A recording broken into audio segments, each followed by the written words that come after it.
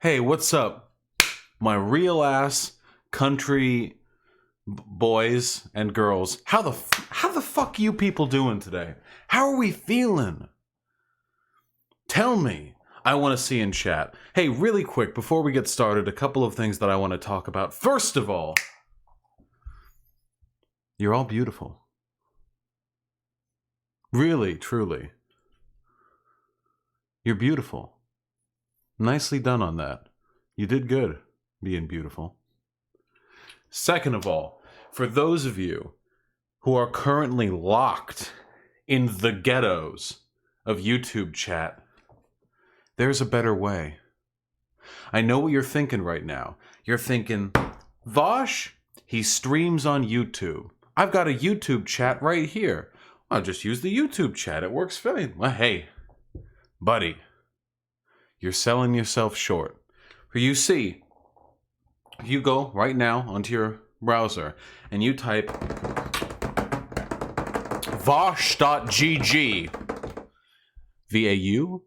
VAUSH.gg, into the browser, you will be taken to my website and taken to this beautiful chat. Damn, wow, you can't even see that shit because of the chat that's already overlaid. There you go. Look at that. Man, there's a tagging system.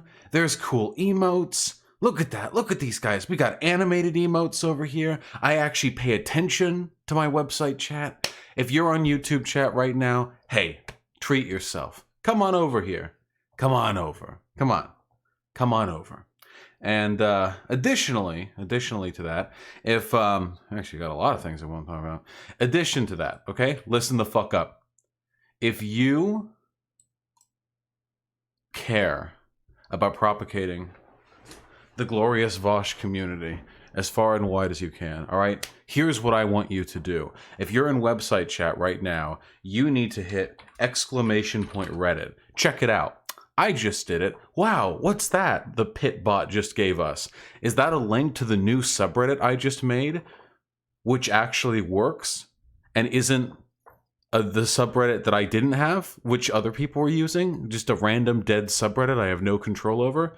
Wow, that's an actual subreddit controlled by me. I won't ban anything, even if you're critical of me. I'll ban spam, so don't spam. Also, don't say the N-word. Too much. And you're golden, okay? And finally, and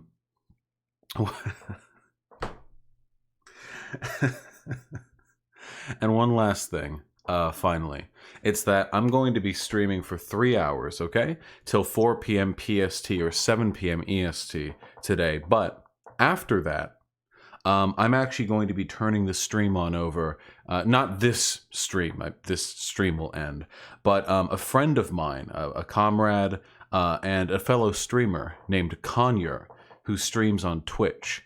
He is debuting a political talk show of his own that he'll be running on Twitch. He's a small streamer, and I like his content very much. So I am going to be pleading for all of you, after I'm done, in 3 or so hours, take a look at his content. He's very funny. He's very, very intelligent. He's also very cute.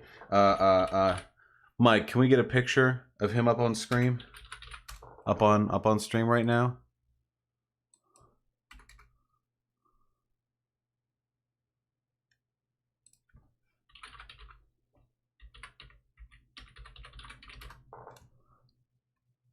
Give me. Where the fuck is a picture of Conyer? Just go to my website? You're right. What's your website again? Conyer.gg? Link your website, Conyer. Conyer.cc. Incredible. How does he do it?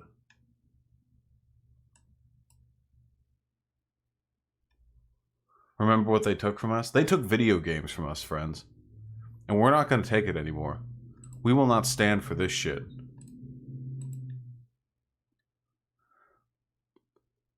Kanye, we crashed your website. Here he is. There we go. Oh, look at this fucking cutie. Look at him. Beautiful. We uncrashed it. Look at that. Don't you want this cute fucking twink to talk to you about politics? Oh no, he's hot.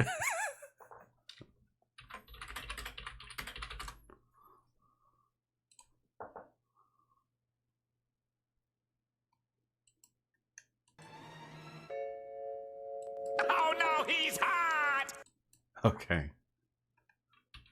All right. Is he a chud? No, not at all. Conyor's a comrade. Left-leaning.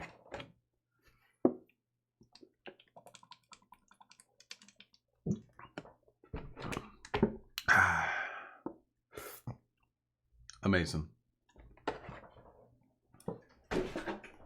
Okay, listen. The actual subject I wanted to tackle today, okay? I want to talk about fucking video games. But before we can get to that, okay, one final thing, okay? White people,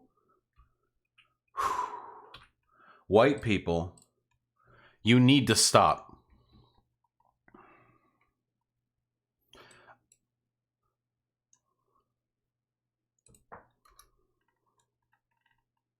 Listen,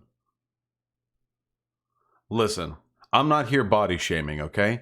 No matter how you look, no matter how your body is shaped, you're beautiful and valid, okay? But best ass of the year, rear of the year award, this has to mean something, okay? Your body is valid no matter how you look, but this award stands for something. Or at least it should. Listen, this is such a fucking white people thing, okay? White people, fucking Hyena and I were talking about this shit like fucking 5 minutes ago. Like, white people say fucking anything is thick. Fucking white boys will see fucking K-pop idols, those little sticks, and they'll take a look, they'll be, thick. They'll see fucking Emma Watson, like one picture, well, like a picture of the shadows, like the light hitting the ass from behind, so there's just a tiny bit of fucking dark on the underside to get just like the slightest round, like we're talking like A cup, max B cup booty, okay? Oh god, she's so fucking thick. White people, you have to stop, okay? You have to fucking stop, please. Thick means something. Fucking stop. Please, Christ, fucking God, Jesus, fuck Christ. Please stop. Please. Please stop, okay? You're killing us. You're fucking killing us with this. You have to stop. There are some fat fucking asses out. The problem is when people think, hey, what does thick mean? Oh, what's the, oh yeah, thick booty. When they think of that, they limit their fucking thick sort of, the gatekeeping thickness. Fuck yeah, I'm gatekeeping thickness. Whatever thickness is, this ain't it, okay? This doesn't follow, alright? This is some fucking Sir Mix-a-Lot broke the gates open fucking 30 years ago with this shit. His anaconda don't want none unless you've got buns, hun, okay? Little in the middle, but she's got much back. Why? Oh god. Listen, thick is not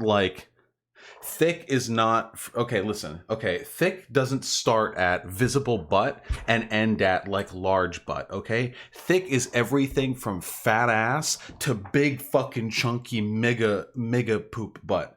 Massive fucking, you know those bitches, you know whatever, you know, walking outside every once in a while and you see like you're in like Target or you're at the grocery store or something and you're walking down and you see a fucking silhouette like a pyramid. It like a fucking diamond walking towards you. Itty bitty little feet, giant fucking hips, colossal hips, swinging to and fro, ass that looks like it could hold up a fucking family. That shit, okay? That fits within the purview of thick. You people have abandoned the meaning of this word because you're afraid of curves, okay? This is fat phobia. Honestly, all of you should be ashamed of yourselves. Do better. Do better. Yeah, this is the exact same. This is fucking the ass equivalent of this white bread is too spicy. This is the fucking ass equivalent of like scraping pepper off the chicken breast that you get at fucking Panera's. Okay, this is the fucking. It's a pattern, okay, and you guys need to stop. When I hear thick, I think of Nicki Minaj. Nicki Minaj is thick. That is a valid fucking interpretation of that. Yes, I'm a little thick. Not as thick as Nicki Minaj, but you know, uh-oh, what's this? Hyena, if this is porn. Okay, listen. Listen up, folks. If this ain't on your radar, okay? If this ain't in your fucking wheelhouse, this is what I'm fucking talking about. This is the shit where, listen, I'm talking thick that gets you fucking nervous when you look at it. When you got one of these girls fucking in your back seat, you're bringing her over, you got her laying on the bed, I want her to bend over and you look down at your fucking ding and think, oh shit, I'm gonna have to pull apart a lot of meat to get at that pussy, okay? That right there, that is what the fuck I am talking about, okay? That's thick. Thick makes you nervous that you don't have enough fucking length to get in there, alright? Little bum shaming? Nah, little bums are valid as fuck too. They just ain't thick.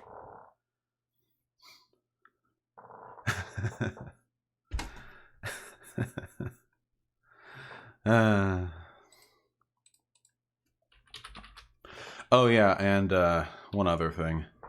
In other news, resident contrarian.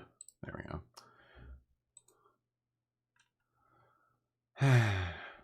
In other news, fucking resident contrarian Stephen Beneblo has been throwing out some good ass content here.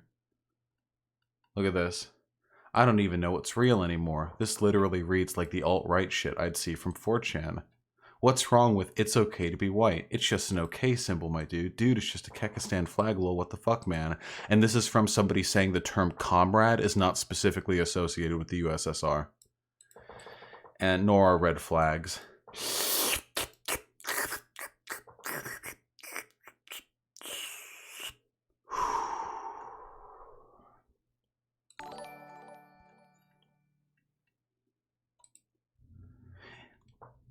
If you think it's just memes to use the hammer sickle iconography, giant red flags, and comrade, you're just the same as a crypto-fascist. Ooh. Super centrist. Do I need to get into this? I don't need to get into this. All of you know what my perspective on this is. There's literally no fucking point of getting into this. Godspeed, Stephen. You absolute fucking buffoon. Okay? Well... Okay, if I ever get unbanned from Twitch, I am harassing the shit out of you. This is like nested centrism. This is like the rushing fucking... See, this is actually Destiny dog whistling, because this is fucking nesting doll tier centrism. Every time you crack open one take, there's another even more centricity take underneath. What are you gonna do? Who uses comrade ironically? I don't know. Comrade has been used in many languages for 200 years. And it expresses everything from like close friendship to like sharing class solidarity. It has a wide range of uses, has been used by many groups of people for many different things. It's associated heavily with leftism, unquestionably, but associated exclusively with the USSR? Not even fucking close. Not even close. Did I watch the non-compete versus Destiny debate? Yeah, I did. I wasn't very impressed with non-compete's performance. Is it valid to say muscle girls have thick thighs when they're big and muscly? Absolutely it is. Absolutely it is. Comrade comes from camarada in Spanish, literally roommate of chamber? Oh, well. Did Vosh cover Steven being an asshole to Luna? I don't even think Steven was an asshole to Luna. There are so many fucking takes on this. So for those of you who don't know, there was a point in the non-compete's discussion with Destiny where Luna was saying that the reason why socialism didn't succeed was because capitalism bowled it over, which is, you know, it's valid, you know. And then she was talking about how Vietnam in particular has been fucked over by capitalism, which, you know, of course. And Destiny said, you know, well, if your system can't even defend itself against outside threats, that's even more credit to my system. And then he like laughed over for a bit because he was having a good ass time. I don't even think it was like that fucking rude to him. He's irreverent and edgy, obviously, but it was a valid point. If your argument, now there are counter arguments to that, but if your argument is that socialism keeps failing because it's being subverted by capitalism, why would you argue in favor of socialism then if capitalism is going to keep defeating it? You don't want to throw yourself in with a losing lot, do you?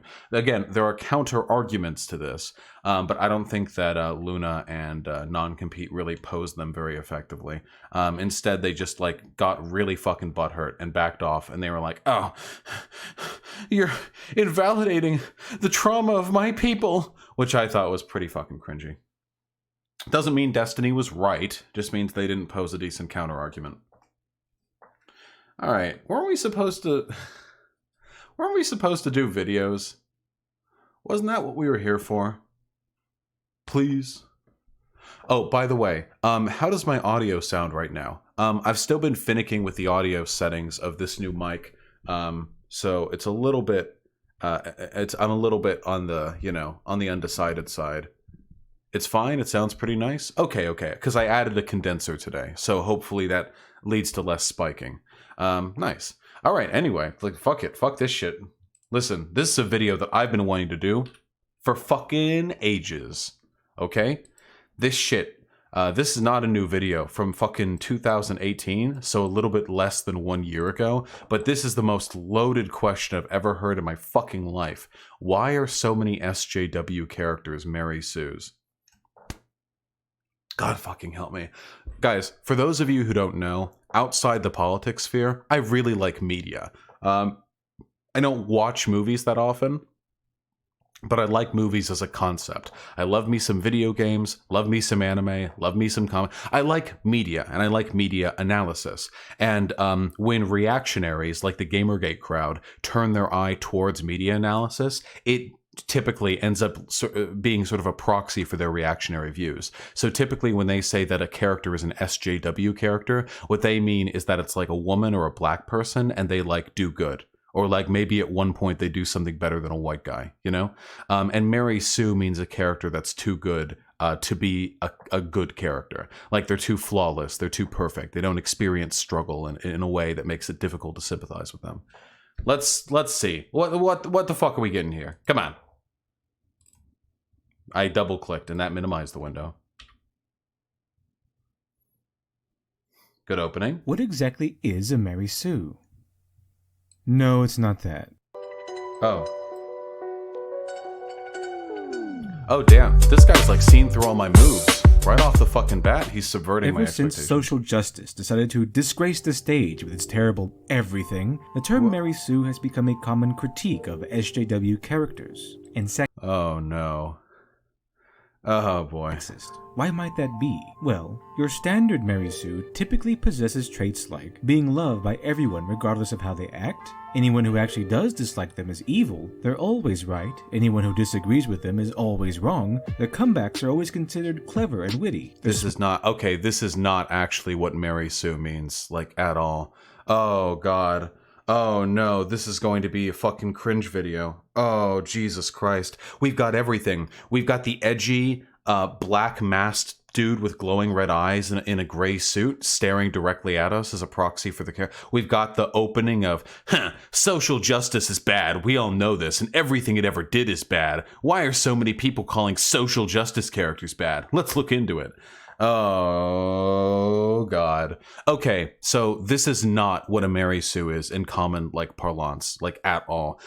This is, like, hardcore baiting the fucking question. Always clever and witty? Stronger, faster, smarter? They're always right? Not even fucking close. A Mary Sue character is usually a character who's so proficient or so, like, rooted in sort of, narrative correctness. Like, Like, the way in which they act aligns perfectly with the themes of the story. They don't really experience struggle. They're just sort of kind of very often meant to be sort of a proxy of like the right way to be. That's what a Mary Sue character is. That is not they're always right or unconditionally loved by everyone in the story. That's fucking ludicrous. In fact, very often Mary Sue characters will be despised by other characters in the story because of how like perpetually correct they are. But it's framed in their favor rather than against the other characters.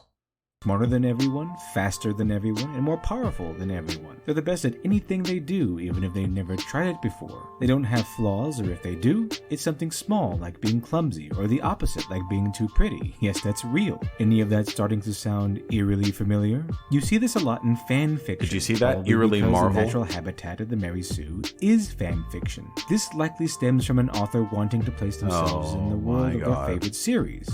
Oh my fucking god. 1.5 million views, by the way, on this. You do not have to try hard. But not their real selves, with all the nasty human elements. Their ideal selves, the one with the great hair, the perfect looks, and the existent social skills. In 1974, a brilliant parody of your standard Mary Sue story was written by Paula Smith in her fan fiction masterpiece, A Trekkie's Tale, also known as the story that originated the term Mary Sue. The 70s was the decade when fan-written works were starting to hit mainstream popularity. There were even fan magazines where such works could be published, and at the time, one of the most popular shows to write fan fiction about was the original Star Trek. Paula Smith's story was published in one such fanzine called Menagerie. A Trekkie's Tale stars a 15-year-old Lieutenant Mary Sue, making her a ludicrously young, super talented genius. Everyone loves her, so she gets to play hard to get with the most famous men in the Federation. She's half Vulcan, and by the end, she not only saves Kirk and Spock from certain doom, but single-handedly saves the entire Enterprise. And of course, she dies. Like, we're having fun. We're like diving into the history here. I know how this story is going to go. Not this story, sorry, this video. Because at the beginning of this video, he was like, sound familiar with the Marvel thing at the bottom. I know we're going to bring this back to fucking like Rey with the Last Jedi. And I'm desperately wondering how he's going to try and tie this setup to his ascriptions of the character traits that he's going to accuse of being like SJW Mary Sue's. Tragically, so everyone can not only mourn her passing, but lament on what terrible a loss her death really was. But it was all just silly fan fiction, until we got Wesley Crusher, who fans hated. And unfortunately who never died via bayonet stabbing. Basically, the simple mainstream definition is a character who is too perfect. But being powerful, liked, and good at things are more like indicators than actual evidence that the character you're looking at is a Mary Sue. After all, we have characters like Superman, who's loved by the people, talented, and absurdly powerful even by superhero standards, but is still one of the 3 banner characters for DC Comics. So, that leaves us with the question, if Superman, a character whose superpower is to have all the powers, can still be held in such high regard, what is it that really makes a Mary Sue? Okay, so this is a like a false dichotomy right here. It is entirely possible, in fact, that Superman is a Mary Sue. In fact, I would make the argument that Superman is a Mary Sue. Can we all step on for a second? Can we all take a moment? Superman is fucking boring. We all know that, right? Like, literally, like, everyone fucking recognizes the fact that Superman is incredibly boring. He's unbelievably powerful. So there's a million fucking writers in any given comics, a movie, story. All of them are going to have different interpretations of these characters, which is great, so everyone can do their own little jerky fucking fanfiction shit. But Superman is not an interesting character. In all the best stories with Superman in it, like The Dark Knight Rises or Kingdom Come, for example, he's usually not framed interesting in himself, but rather a force of nature that other characters have to contend with. Because let's fucking what the fuck is Superman? So Superman is an incredibly handsome, confident, charismatic, tall, muscular, well-spoken, absurdly powerful alien entity that is by no means separated from humanity for his alien characteristics. He doesn't have any weird fucking tentacles or whatever. He's peachy fucking white. he's basically physically flawless. He's unbelievably strong. He's stronger than like any other like major character in the universe, or at least he's up there in the ranks. He's unbelievably kind and charitable. He's noble, hardworking, dedicated to his work and to his love life. Like he's a fucking flawless character. The only reason people don't consider him a Mary Sue is because he has so much fucking established canon in the background. You're mostly talking about Golden Silver Age Superman. You don't know what you're talking about when it comes to Bronze and Modern Age Superman. Flever, if you only knew that I wasn't a comic nerd. Ooh. But unfortunately for you, I am. No. Even in iterations where Superman's character flaws are played upon, they're fucking asinine. Usually the good stories that involve Superman's like flaws as a character are him like struggling with his inability to do enough to save everyone at all times, even though he can still do a tremendous amount at any given point. Like, he's not perfect enough. Additionally, he has these like weird like stories where he tries to like grapple with modern issues, or sort of how do I use this power wisely, but the way he uses his power is always the fucking same. I've seen 20 or 30 stories that all go exactly the same way. Superman, big strong man, very powerful, but then he encounters problem that cannot be fixed with punch. Superman must fly to Fortress of Solitude to think on this. How do you solve problem that do not be punched? And then, invariably, he'll fly back after realizing that the truth was in him all along, and he'll punch something else or tangentially find a way to use his strength to solve the fucking problems in the story. Superman, if he has a flaw, he's not a Mary Sue. Wrong! Mary Sues can absolutely have flaws. And if that's the case, how the fuck can anybody accuse fucking Rey in The Last Jedi? How can anybody accuse Rey of being a Mary Sue when she has multiple flaws that are expanded upon in the story? She's cowardly, she's not particularly disciplined, she doesn't have a strong sense of loyalty to the cause that she's sort of enlisted herself in. She has like wavering faith in her ability. She has multiple flaws that are detailed over the course of a single movie. And people still accuse her of being a Mary Sue. She's reckless as shit. She is by no means flawless. Mary Sues are not a thing? Yes, they are. Mary Sues are a thing. There are characters that are just not that interesting. Superman is not that interesting. The best Superman story ever written to my mind was probably Red Sun, which is when Superman gets yeeted to Earth a little bit while later. He ends up in Soviet Russia and ends up becoming trying to take over the world in a great big like communist. That was a good ass story right there. But Superman wasn't interesting in that story. Superman's only real flaw in the course of that story was that he was not power hungry, but he was too eager to ascribe his desire to help people to a political ideology. And the only time he finds any conflict in that story is at the very end when fucking Lex Luthor would you put the whole world in the bottle shit and yeets that back at Superman. That's the only time he comes to grasp the severity of his character flaw. And by that point, the fucking story is over. Superman is a Mary Sue. The only reason people disagree with this is because they grew up with stories with him, or because this writer or that writer put in the extra fucking effort to here's one niche scenario by which Superman might have to actually think about this and sort of relate to his. But okay, actually, hold on. What is a character flaw of Superman? Can somebody tell me?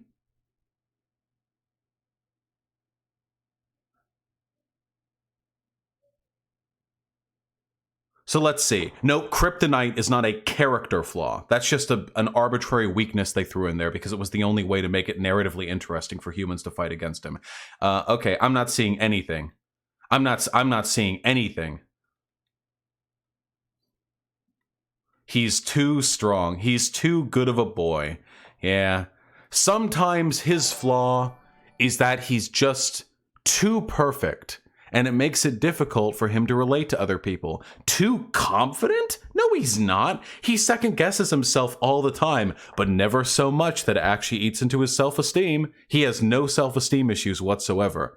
Superman is completely immune to any sort of negative neuroses. Sometimes the greatest extent to which Superman is capable of feeling neurotic is when he's sad he didn't do the punch good enough, and then he does a think for a little while until something cheers him up, usually punching again. True, he is a liberal. That is a pretty severe character flaw. Anyway, the point that I'm trying to get at here is that if you try and apply the Mary Sue... Now, mind you, there are good stories written with Superman in them. I don't hate seeing him there. I don't see Superman, he would never challenge the system, only the villains. I agree that's a flaw, but that's a flaw of superheroes in general, and that's not played as a flaw within the story. That'd be like me saying every character has a character flaw because they're all capitalists. It's not really narratively relevant in most stories. Whatever the case may be, he's an illegal immigrant. Whatever the case may be, I'm not saying that I can't enjoy stories with Superman in them. I can, but dude's totally a Mary Sue. Batman is too. Batman is like the coolest. Batman is like the coolest, edgiest, most powerful, smartest dude in the whole universe, and he mourns the tragic death of his parents fucking 80 years ago or some shit, but never really mourns it enough for him to develop any serious neuroses. He just doesn't trust those who get too close to him, like every other fucking white bachelor. Oh, wow. An incredibly wealthy, handsome, talented, muscular, intelligent, well-planning, witty, cognizant superhero whose deepest, darkest flaw is that his parents being shot made him wary of other people. Wow, wow, good, nice. Wow, excellent. Tremendous. Parents were shot? Wow, you're right. That's all it takes. You can have a fucking flawless character front to back who can do everything and is super cool, who is so fucking edgy and perfect that fucking adolescents have been jerking themselves off for 60 years talking about how, well, actually, if you gave Batman enough time, he could defeat any villain or hero in any universe. You just have to give him the Hulk, he could definitely do it. Just give him enough time. Thanos? Absolutely. Yeah, Batman? Easily. You just gotta give him enough time. Galactus? Yeah, like fucking jerking themselves raw about how he's a flawless character, and oh well, yeah, you're right. Fucking his parents died when they were 6. When he was 6 years old, they got shot, and it wasn't his fault at all. There are some writers that try and make it seem more like reasonable that he thinks it's his fault. Like, oh, he was being a brat, so they left the theater early or some shit. Shut the fuck up. Shut the fuck up. Okay, fucking 6-year-old watches his parents get shot to death, blame himself 40 years later. Nice. Cool. If only that crippling self-esteem issue that would have led him to blame himself for that would make itself evident in any other aspect of his character, rather than literally just that one fucking thing. He's not perfect though. He has unbridled paranoia, which is why he knows how to take down everyone. That's perfect. Everyone thinks that's cool. Nobody fucking looks at Batman in the stories where he, like the fucking Dead Man Switch story, I forget what it's called, when he fucking writes out plans on how to take down the Justice League and everyone else is like, oh wow, Batman, you went too far. No one watches that and then goes, wow, Batman, wow, you're too paranoid, Batman. Everyone thinks it's cool as shit. They jerk themselves off fucking raw about it. All right. The problem, guys, I'm not saying you can't have good stories with these characters. You can. You absolutely can. But they are absolutely Mary Sues. If you want a non-Mary Sue superhero, I would say, like, Spider-Man's a pretty obvious one. Everyone loves Spider-Man. Spider-Man's a pretty well-done character by and large. Is Vosh a Mary Sue? Yes. In order to not be a Mary Sue, you can't just not be perfect. You have to have meaningful flaws that can be narratively engaged with and affect you meaningfully. You can't just be handling every situation in the most effortlessly cool way imaginable. God, there are some fucking people in chat that are triggering the fuck out of me right now. Can we just go back to the video? And more than that, why are they so despised? Typically, characters are made to fill roles needed to tell. By the way, notice how this video keeps answering questions it poses. Why are SJW Mary Sue's so bad? Why does everyone hate this? Why are these characters so despised? Like, that's an excellent way of, like, you're watching a propaganda piece, not an actual video. Or not an actual, like, media analysis video. Kind of like casting for a play. For example, Little Red Riding Hood has Red Riding Hood as the main character, the Bad Wolf as the threat, the grandmother gives Red her motivation, and in modern tellings, the huntsman comes along to vanquish the evil wolf and save the day. What are we talking about? Mary Sues aren't born to tell a story. They're born to fulfill an author's power fantasy. And if that was the standard by which we decided whether or not something is a Mary Sue, then you better check off fucking every fucking anime protagonist, every fucking action TV show protagonist, every fucking comic book protagonist. Better yeet that shit right out the window, because power fantasies are the reasons why like 98% of video game characters are created. Easy. Video game characters are created to fulfill power fantasies first and made interesting characters second. That's why every single fucking action story has the exact same mid-30s, like short brown hair swept to the side, grizzled fucking square jaw, brustly fucking 5 o'clock shadow look, muscular but doesn't try too hard. They have to be really ripped, but they can't be going to the gym. That's too much effort. They have to be effortlessly fucking cool. They have to be effortlessly strong and physically adept. Sometimes they can do the, oh, my back, you know, after like in a particularly daring fucking jump or leap or little fucking trapeze trick that would kill most people. You know? You're wrong about Spider-Man or Batman as Mary Sue's. I said Spider-Man isn't a Mary Sue, you dumb fuck. Is Master Chief a Mary Sue? Is Master Chief even a fucking character? He just runs around in the power suit and says shit in cutscenes. He barely even says anything. Vosh is describing Solid Snake. Yes, Solid Snake is also a power fantasy. Most video game characters are power fantasies. That's why they exist. Most video games exist to fill power fantasies. You guys realize that shit, right? You realize that when you play a video game, the visceral, the satisfying, ooh, I did, when you do that shit and the people all fucking die and explode and shit, that's a power fantasy you're fulfilling. You, in your day-to-day life, are weak and ineffectual, and you're not going to get most of what you want, and you're confronted by a myriad of problems that are far too grand and structural for you to ever meaningfully challenge them. But if you sit down and play a fucking video game, you are now at the center of a universe, and that universe is designed to make you feel gratified when you overcome the challenges set in front of you. This is a power fantasy, okay? That's what a power fantasy is. So if we're describing a Mary Sue as a character that fulfills an author's power fantasy, then we're gonna have to go way back in our standards, because that you're wrapping a lot of characters up in that set of definitions. Vosh, seriously, is there any DC character you don't think is a Mary Sue? DC characters are well known for being poorly written. This has been a joke for decades. Marvel characters are the ones where they put some effort into giving them serious character flaws. What are the character flaws for DC heroes? Let's think. Superman. Sometimes he encounters a problem he cannot punch. Batman, perfect in every way, but paranoid, but in a way that's super cool and makes all the teenagers wish they were as cool as him and as edgy. Wonder Woman, basically flawless, sometimes awkward in human society, right? Green Lantern, also flawless. I guess the white Green Lantern was a douchebag, but the black Green Lantern, who we all prefer, is a cool just a cool duderino, right?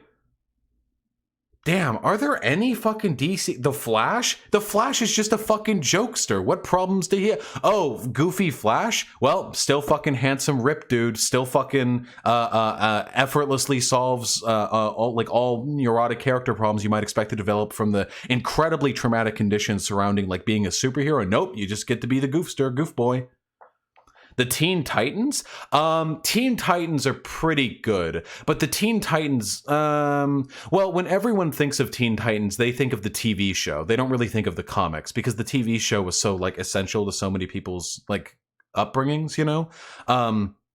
I would say the TV show did a pretty good job. Yeah. Yeah. Actually, no, they specifically discussed the character flaws of this. So, like, let's look for an example, okay? So, I'm actually thinking, like, what are the character flaws in Superman, Batman, Flash, Wonder Woman, Green Lantern? I can't think of any. I really fucking can't. There are, like, some really fucking, like, oh, well, Batman's parents are shot. I don't give a fuck. Irrelevant, okay? But now you think, but let me think now about the Teen Titans as they're presented in the TV show, okay? So, Robin is neurotic and overconfident because he is simultaneously trying to evoke Batman's legacy, but is very aware of the fact that he's not capable of doing so. At least not yet. Raven, obviously she has like trouble controlling her emotions and dealing with people. Interpersonal issues with her and other members of the cast are like a running theme throughout the entirety of the series. Starfire is fucking autistic and has no idea what's going on ever at any time all around her. And even though she plays it like blissful ignorance most of the time, sometimes it very obviously hurts her.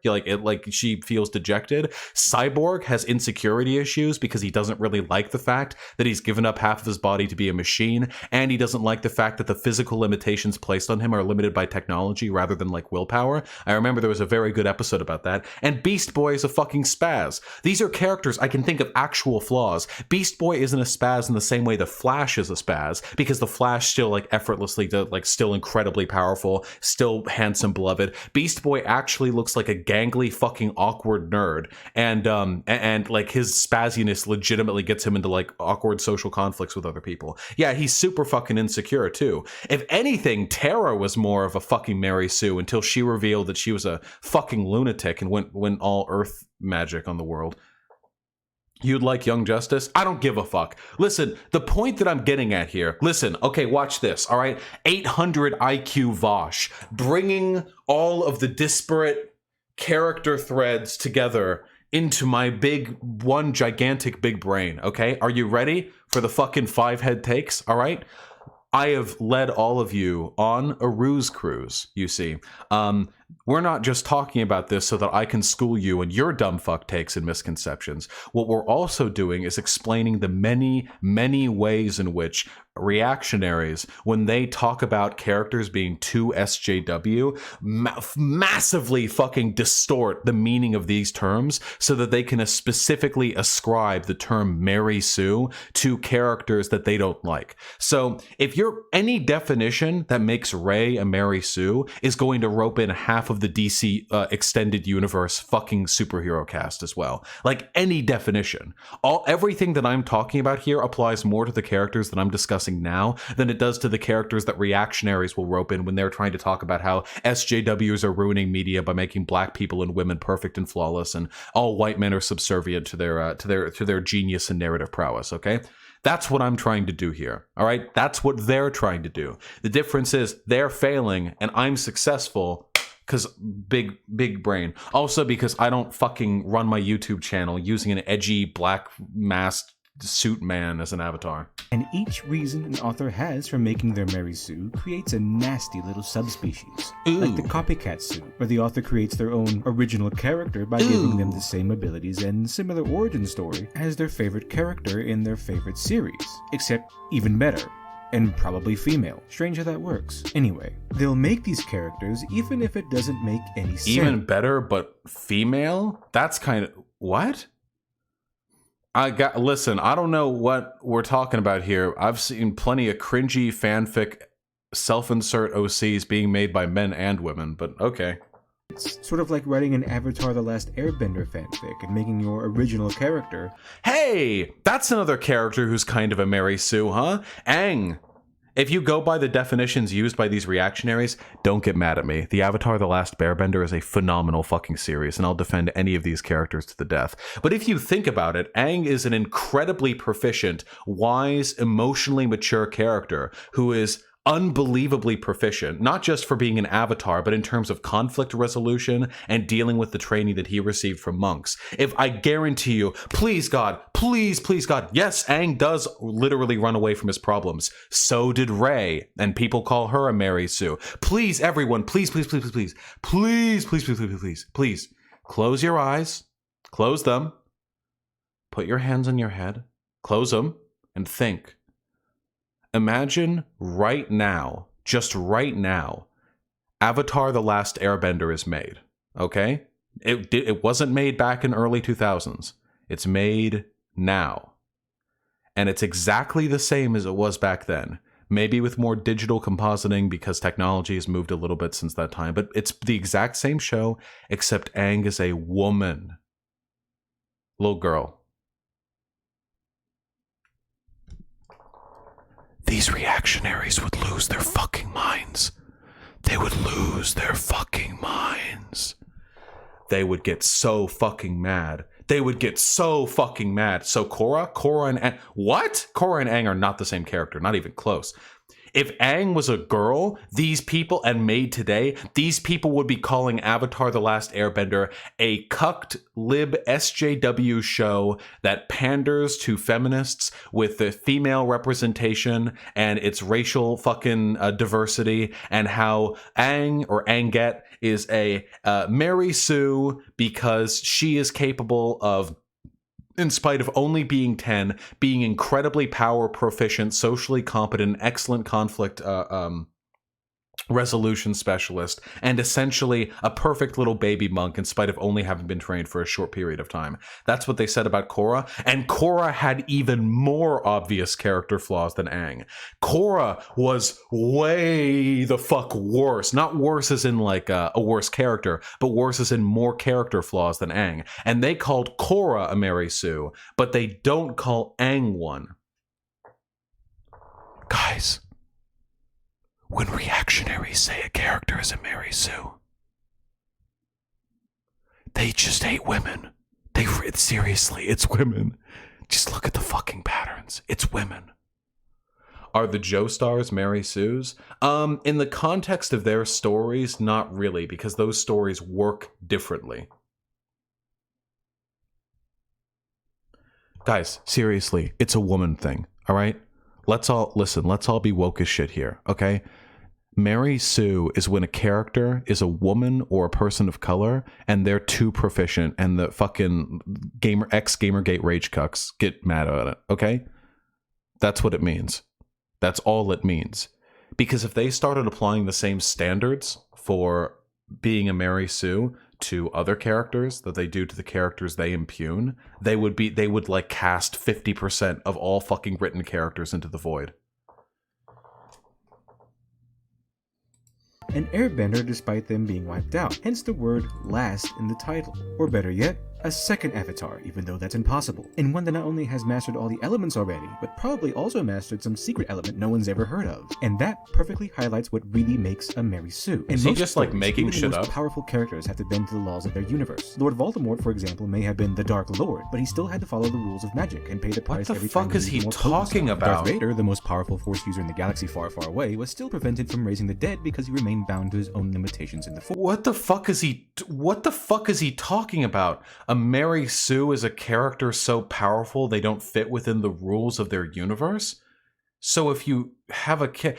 See, he's given like 18 different definitions. None of them are consistent, and a few of them are mutually exclusive. This is words Vader was the most powerful Force user, but because he couldn't raise people from the dead, he wasn't a Mary Sue. Even Superman, one of, if not the, most powerful superhero in existence, is bound by the laws of his own universe. The love he gets from the people, he earned it through good deeds and sacrifice. And Superman may be powerful, but we see the... That's it? That's it? Why isn't Superman a Mary Sue? Oh, well, you see, people love him because he does good things. That's why he's not a Mary Sue. Even though he talks about him fitting within the rules of his universe, even though during like the fucking Silver Age of comics, they would repeatedly like fucking up his power level and break prior established rules about how like kryptonite would work and shit, just to like elevate the power fantasy of his character. Breadth of that power can be a burden, especially when he's confronted with the fact that despite being the most powerful man alive, he can't always right every wrong. I'm so fucking smart! Guys, how is Superman not a Mary Sue? Well, sometimes he's perfect, but he mourns the fact that he can't be even more perfect. He can save all people at once. Oh, Superman! Oh no! How unfortunate! God damn! Absolutely. Why is Rey a Mary Sue? Well, you see, Rey was able to pilot the Millennium Falcon with minimal training and also knew how to use the Force early on, even though those are things that Luke could do as well. And in addition, she was able to hold her own in a lightsaber fight against Kylo Ren, except he was actually winning, and it was after he was shot in the stomach by a fucking laser cannon. Mary Sue. Nice character, S-Jews. Why isn't Superman a Mary Sue? Oh, well, you see, he's perfect, of course. He saves everyone. He's flawless, incredibly compassionate and powerful. But he can't save all humans on Earth at the same time, so... yeah, you know. If you look closely, there's only one real underlying element that positively identifies a character as a Mary Sue. While normal characters are stuck obeying the laws of their own universe, in the case of a Mary Sue, the universe bends to obey the character. Is this a thing? Like, every Mary Sue... Like, if I go through fanfiction.org right now, am I going to find, like, oh, this character, everyone loves them and they're perfect, but they fit within the context of the universe, so they're not a Mary Sue? What the fuck is this definition? What do I mean by that? Let's go back to Wesley Crusher. In Star Trek The Next Generation, the Starship Enterprise is the flagship of the Federation, and therefore is staffed with the smartest, bravest, and most accomplished people in Starfleet. And Diana Troy. Wesley Crusher was a teenage boy who lived on the ship and was Gene Roddenberry's very own canon Mary Sue, or Marty Stu if you want to get technical. Wesley is infamous for single-handedly saving the Enterprise on several occasions, thanks to being such an impossible super genius. How impossible exactly? So impossible that this boy with no Starfleet training can outsmart entire engineering teams and do in minutes what well-trained professionals couldn't do. This is so fucking stupid. Jesus fucking Christ. Listen, for those of you who don't know, the last Enterprise. The next generation, TNG of Star Trek. This is my favorite series of Star Trek. It's great. Captain Picard is great. Everything is great. It's phenomenal. Okay, easy peasy, great, phenomenal. Right? Wesley Crusher is like pretty fucking annoying, but most of the reason why people hated him wasn't because he was a Mary Sue. He was not a Mary Sue in the context of the fucking universe, like at all. People would repeatedly make fun of him. He was awkward. He was fucking gangly. He was a fucking cringe lord in the context of the series. Not just through how fans would fucking view him, but in the series, people would fucking give the cringe shit, okay? He had like a couple episodes where he like did really well. The reason why people accused him of being a Mary Sue is because he's an obnoxious teenage boy. That's why. That's the reason why. It's not because he broke the rules of the universe or because he had incredible training that nobody else could benefit from. It was simply, I've watched every fucking episode of the series multiple times. He behaves well within the range of like a reasonable, like action-y show character would, where they have their own little moments of brilliance. If you actually, by the way, want to talk about a character who could be considered a fucking Mary Sue, talk about Captain fucking Picard. Now, don't get me wrong. Captain Picard is an incredibly rich character with a wide variety of character flaws that are discussed and examined and dug into over the course of the series. But if we're measuring what is and is not a Mary Sue off the competence of a character, Captain Picard is like otherworldly intelligent and wise. Like, in terms of like proficiency from a character, Captain Picard gets away with so much more than anyone else in the fucking series. And do you know why? It's because he's an old white dude. If he was a fucking woman, if it was fucking... Well, it would still be Captain Picard, because that's the last name, huh? If it was fucking Captain Mrs. Picard up there, they would still to this day be reeing about it. That's all it is. It's the bar... It's incredible, actually. Every single fucking time, every time I hear fucking reactionaries talk about Mary Sue's, here's their fucking bar, okay? Here's the bar that you have to cross to be a Mary Sue if you're a white dude, okay? This one right here, all the way up here. Well, how is Superman not a Mary Sue? Oh, well, you see, everyone loves him, but it's okay because he does really cool things, so he earns it. Also, sometimes he mourns the fact that he's not a literal god and can't save everything in the universe at once. Wow, what depth of character, what subversion. Clearly, he is not a Mary Sue. He's somewhere over here. But if you're a fucking woman or fucking brown or black or some shit, this is where your bar is. You're too fucking good at repairing a ship. You demonstrate too much proficiency. You're a little bit too fucking witty. You do something too cool that a white dude can't do in the same story. Kablam. Fucking Mary Sue. Right up here. Mary fucking Sue. Right there. Yeah, let alone be a fucking black or brown woman. Come on, guys. Come on. Let's be woke as shit right here, all right? My beautiful, glorious fucking lefty comrades, you all know this to be true. If you've spent as much time in the ex-Gamergate crowd as I have, not as one of them, mind you, from a distance, cringing at their bad takes, you will know the standard by which they set Mary Sue's, okay? That is what it is. It is that simple. White man? Yup, here. Brown or black person or woman? Way down here. I gotta stop reiterating this. Anyone who doesn't already know this, anyone to whom this is not intuitive knowledge, first of all, I'll be charitable. Welcome. Now you know the truth. To those of you who believe this isn't truth, shut the fuck up. Yes, it is. God, just go. In weeks. He also gets promoted to acting ensign, allowed free reign of the ship, and anyone who opposes him is wrong for doing so. And what the fuck is he talking about? People oppose Wesley all the time. Whatever, spin your fucking narrative. Have fun. in other words, the Enterprise crew is comprised of the best in Starfleet, until Wesley becomes the focus and the Enterprise crew drops 100 IQ points, and the What the fuck does he mean become the focus? The Next Generation was 7 seasons of like 20 episodes per season, every episode being 40 minutes. What the guy this making it sound like, oh yeah, and in midway through season 1, Wesley Crusher became acting ensign and the remaining 6.5 seasons were jerking him off. What the fuck is going on? universe bends to create improbable scenarios, all to make Wesley look good. But Wesley has nothing compared to this new breed of Mary Sue, this dark new fusion between two of media's deadliest diseases. The Mary Sue and social justice. Fusion between two of media's deadliest diseases. The Mary Sue and social. Let's see it. Let's look at this. Look at this boomer shit, by the way. The PC lobe, Marxism shrine, blame the West synapse.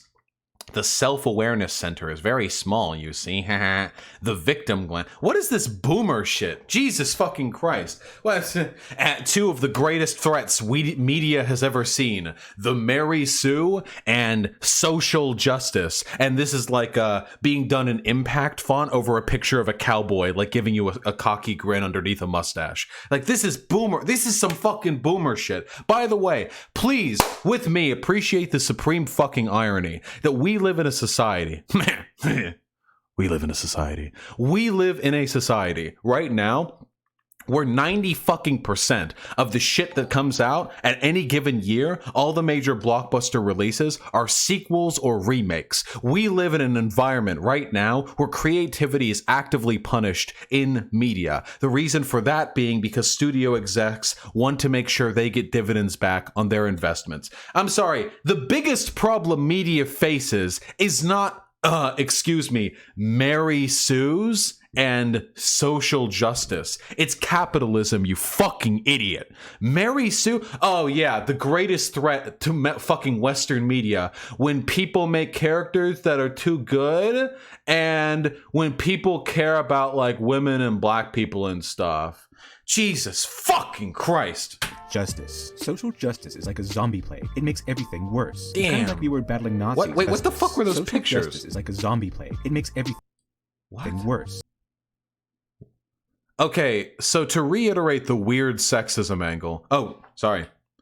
Okay, here we go. So it makes everything worse. So I'm sorry, to reiterate the weird sexism angle that's going on in this video, a little fucking weird for him to be like, look at how SJW ruins things. Here are 3 nice traditional waifus, and now in the second pictures, I want to fuck them less.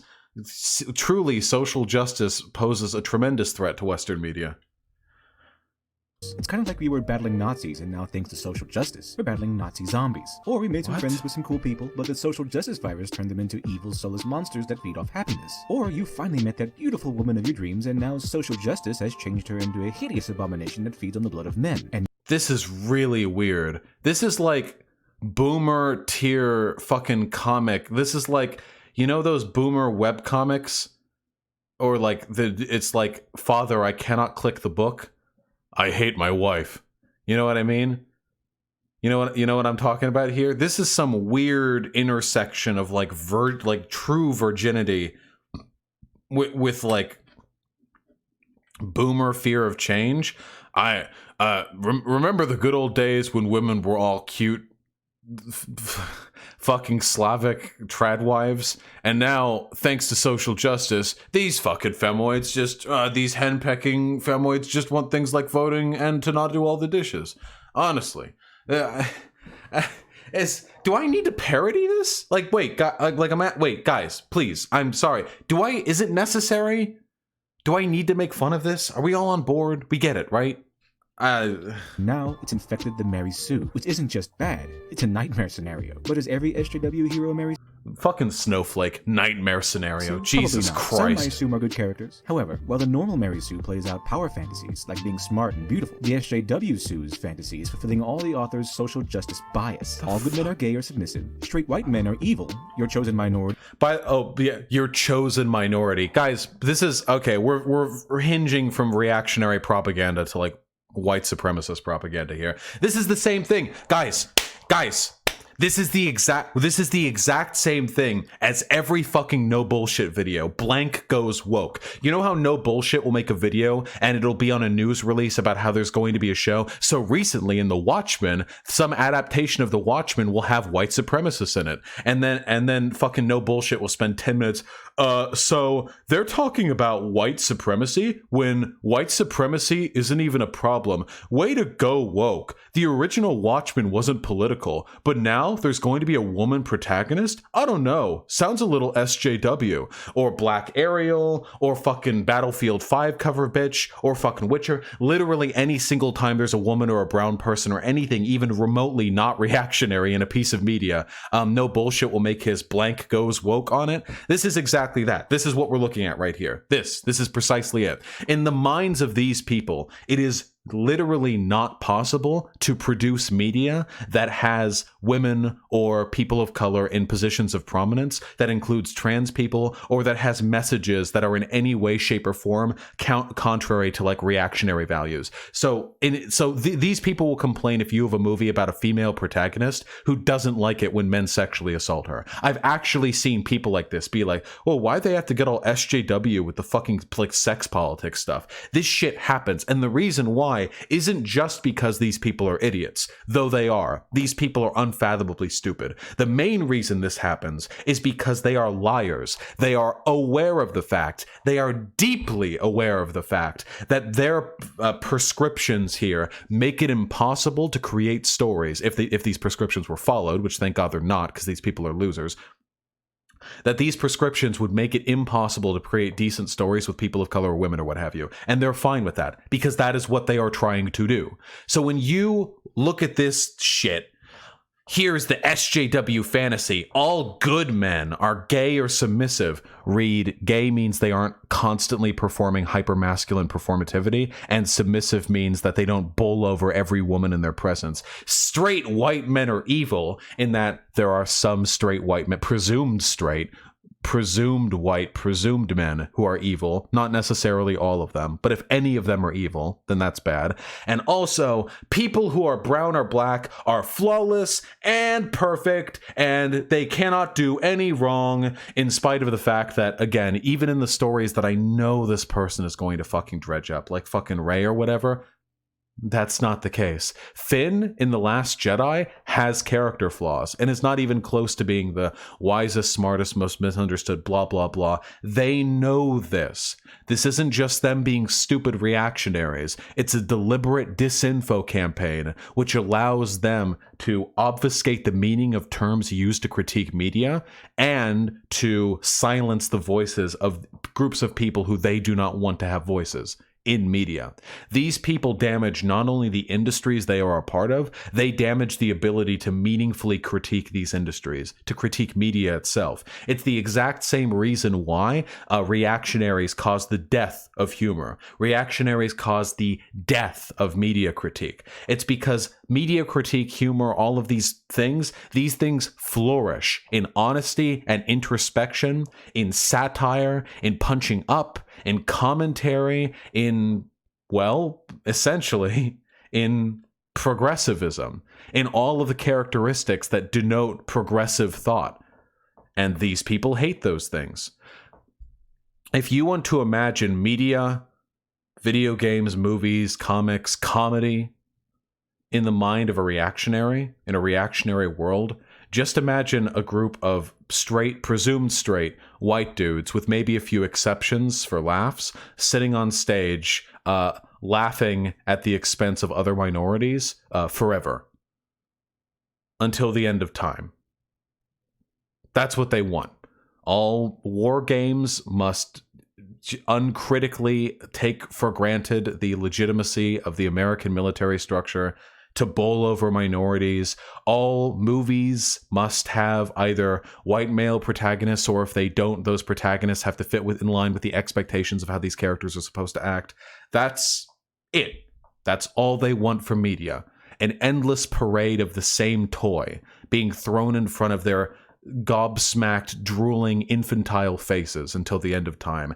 A non-stop procession of samey, unchallenging, unthoughtful, uncritical media pieces designed to cushion them on their path from the cradle to the grave. They want to die cozy in their little fucking shit-stained, piss-soaked safety blanket that they've held on to since they were first old enough to watch a movie or hold up a game controller. And they want that to be the only thing possible. Even though there's media enough out there right now that they could do that if they wanted to, it's not enough that they be able to. They have to have no other choice. This has to be the only way. Is the wisest, smartest, most misunderstood, and most productive people despite being savagely oppressed. America is portrayed as treating women and minorities like Jews in Nazi Germany. Anyone who holds opinions you don't agree with is a literal Nazi, and the universe of an SJW story bends to justify anything their character does. You hear how fucking hysterical this sounds, by the way? So he still hasn't given a single example of a modern, like, SJW Mary Sue, even though we're nearly 2/3 the way into the videos. And he is giving such a wildly hyperbolic description of what the SJW Mary Sue agenda is that nothing, literally no piece of media could possibly meet it. But damned if he's not going to try. Rey from the new Star Wars trilogy is probably the most mainstream of SJW Mary Sue's. Her character is devoid of imagination, has no... But watch, by the way, watches all of these are completely subjective or outright incorrect assessments. No imagination? What the fuck does that mean? No personality? That's objectively wrong. She has personality. You know who didn't really have that much personality compared to Rey? Luke fucking Skywalker. Go watch the original trilogy. Luke Skywalker does not have much personality at all, and the personality that he does have is fucking annoying, whiny child. No personality to speak of, and according to the people who work on modern Star Wars, is completely without weaknesses. What the fuck is this? Eric Kane contributor? Daisy Ridley says Rey has no weaknesses. Out of curiosity, let's take a look at what this means. Here, hold on.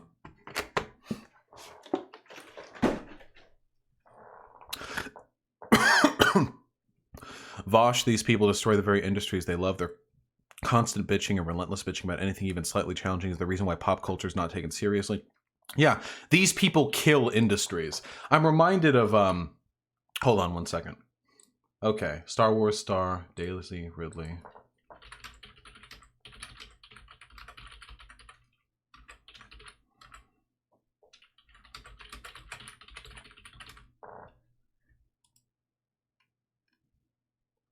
Nice! So, first of all, I like how this guy is pretending that the opinion of an actor who plays a character is sufficient to determine the perspective of the writers on whether or not a character has weaknesses. By the way, I can tell you how many times I've heard blank has no weaknesses described positively about other characters, like on both hands. All this led to some detractors calling Rey a Mary Sue. Daisy Ridley isn't doing her character any favors by saying Rey has no weaknesses. Goes in detail how she doesn't... Wait, live event where she goes into some detail about her worldview and how she doesn't really view weaknesses in people as actual weaknesses at all. I don't really believe in weaknesses in people, Ridley said, because I think you can't decide what's good and what's bad in a person because everything makes the whole, and the whole is greater than the sum of its parts. Nice! So here's what this person said. So this person said, even the people who worked on Star Wars said that Rey has no weaknesses. But what that actually turned out to be was the actress who played Rey said she doesn't believe that people in general have weaknesses because all their character faults are part of a broader whole that is contextually more complete than it would be without the weaknesses. Nice! Very fucking honest, my Deuterino. Damn! You'd think that, got excellent example of the people who worked on Star Wars taking it down. I love, by the way, I love the fact that I can, with 100% reliability, know for a fact when the people who make these videos are lying. It's so easy to me. I can just... My fucking sonar detects it. My alarm goes off in my head. This is a horseshit point, and this person is being dishonest. And I'm always right, because they're very dumb. This isn't about me, it's about them. And that last part in particular is pushed as a virtue rather than a dirty, dirty writing sin. They made her the perfect feminist role model instead of a relatable character. How? Wait, in what way did they make her a perfect feminist role model? Humanity. How is she not relatable? I can only guess that her lack of weaknesses was to make her an inspiration to little girls. No, she had character flaws described in the movie. Again, the lack of weaknesses was something said in a blog or some interview by the actress who said she doesn't believe characters in general have weaknesses. So you really can't use that as an example because it really has nothing to do with your point, my Deuterino. Which only makes sense if you don't know what a role model actually is. Unless you think a person who's never had a problem walking would make... Saitama is by no means a Mary Sue. Being incredibly powerful is not enough to make you a Mary Sue. The entire story exists to critique Saitama and the model by which he exists. A great role model for people who are stuck in wheelchairs because he doesn't have any trouble walking. Or a skinny person who's never been fat their entire lives would make a great role model for people trying to lose weight because he doesn't have a weight problem. But what really flags her as a Mary Sue is not her ability to live alone or single-handedly fight off enemies twice. Whoa. Hold on. Now, okay, wait. So now we're giving specific examples. So here are things that are warning signs for her being a Mary Sue. Being able to live alone.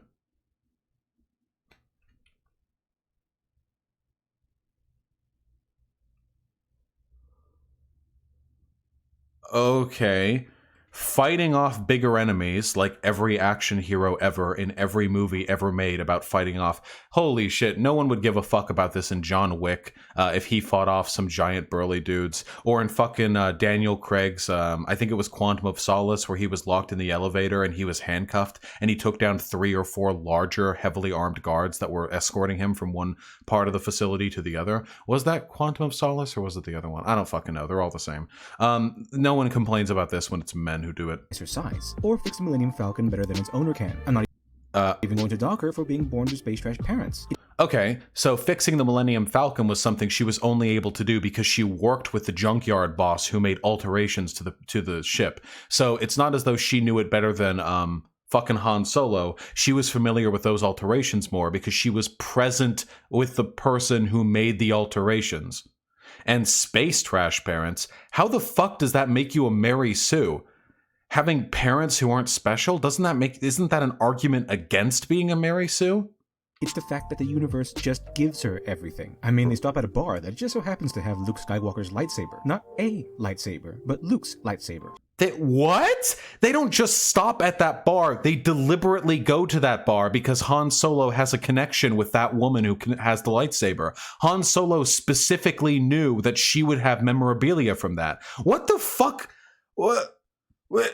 Even if that wasn't the case, this would just be bad writing. This wouldn't be a Mary Sue. There are tons of plot contrivances and stories all over the place. It doesn't mean that these things, I think he was saying those things are not what makes her a Mary Sue. When you say, I'm not going to fault you for this, or this, what you're actually saying is you're faulting them for those things. It's just a little grammatical trick right there.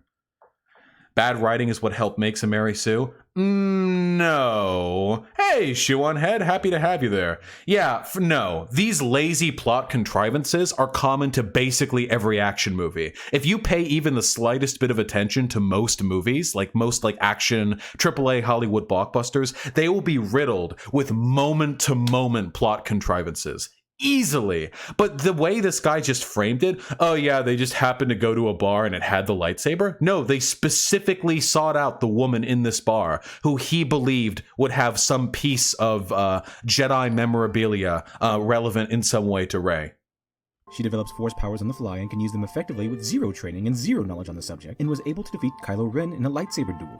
So, nope, she did not have no training whatsoever on the Jedi mind powers. She clearly had studied up on what it meant to be a Jedi, and she, no, wait, sorry, that was in the second movie. In the first movie, all she did with her Force powers, I think, was barely move something, and also she, like, convinced a dude to stop guarding her. That was it. That was really fucking minimal. Do we want to talk about fucking Luke Skywalker's prodigious Force powers? How Luke Skywalker was able to do way the fuck more in the context of his own story, and she didn't win the lightsaber duel with Kylo Ren at all. He had just been shot in the stomach with a giant laser cannon, and he had just killed his own father, and he still won the laser fucking fight. He still won the lightsaber duel. This guy's wrong on so many levels. How the fuck can anyone watch this video and think this guy is anything worth saying? What the fuck? People, 1.5 million views on this. He won? He absolutely won. Okay, listen, I'm sorry. All right, okay. Maybe we got different definitions of win, okay?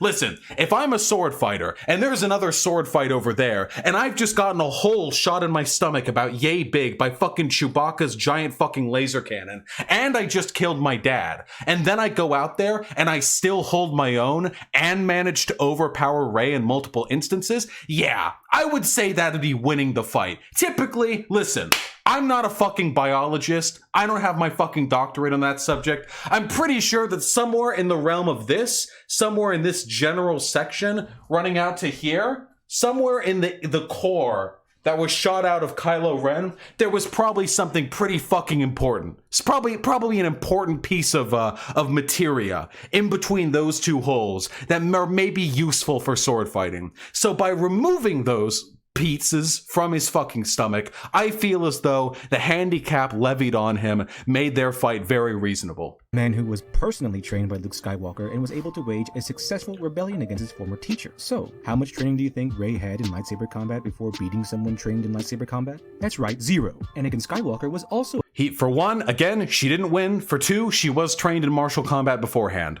a Mary Sue. After all, he did. Damn, why you gotta lie to make your point so much? When he was like 9, and the universe almost literally revolved around him. I mean, he had his own prophecy and everything. But here's the thing, Anakin still needed to be. Are you seriously going to fucking argue that Anakin Skywalker isn't a Mary Sue in the context of the first and second movies? Oh, guys, it's it. You just have to be a white guy. You just have to be a white guy. Anakin Skywalker, who single-handedly defeated the fucking Trade Federation in the first movie, the blockade they had around Naboo. Anakin Skywalker, who won the fucking Naboo race despite just being a fucking despite just being a fucking useless slave. Highest midichlorian count in history. Entire prophecy built around him. The entire story and universe built around him in Star Wars. Destroyed the entire fucking ship. The giant fucking ship orbiting around Naboo. And the fucking Trade Federation had a blockade on the planet. Not a Mary Sue. Because you see, in the second movie, he trained up. Damn! Well, in the second movie, Rey trains up. So if training up in the second movie means you get to be excused for Mary Sue shit in the first movie, why the fuck doesn't it count towards Rey? Why the fuck doesn't it count towards Rey? Maybe maybe she should have tried spinning. That's a good trick. Trained before he could use Force powers effectively. Think on that a moment. Anakin was pretty much a living avatar of the Force, and he still needed years of training to actually use the Force. Every major Jedi character. No, he didn't! Didn't he use the Force to help him do the fucking Trade Federation shit with no training in the very beginning? He was too old to be taken in as a Jedi Padawan, and they still took him in because he was so fucking good. Not only is he fucking infinite powerful in the Force and in the lightsaber dueling, not only did he look sick as fuck with his robo hand after Dooku chopped the other one off, but he still got to slam fucking Natalie Portman. This kid, this fucking 4-year-old, this fucking infant didn't, destroyed the fucking trade blockade surrounding Naboo, and then went down, gave fucking Queen Nabdabda the fucking wink, the Jedi fuck wink, and then fucking 10-15 years later saddled on back there and fucking slammed Natalie Portman until she had a fucking mushroom stamp on the inside of her cervix, okay? I'm sorry, but I forgot. He tried spinning. That's a good trick, which means, of course, that it wasn't Mary Sue. Natalie Portman.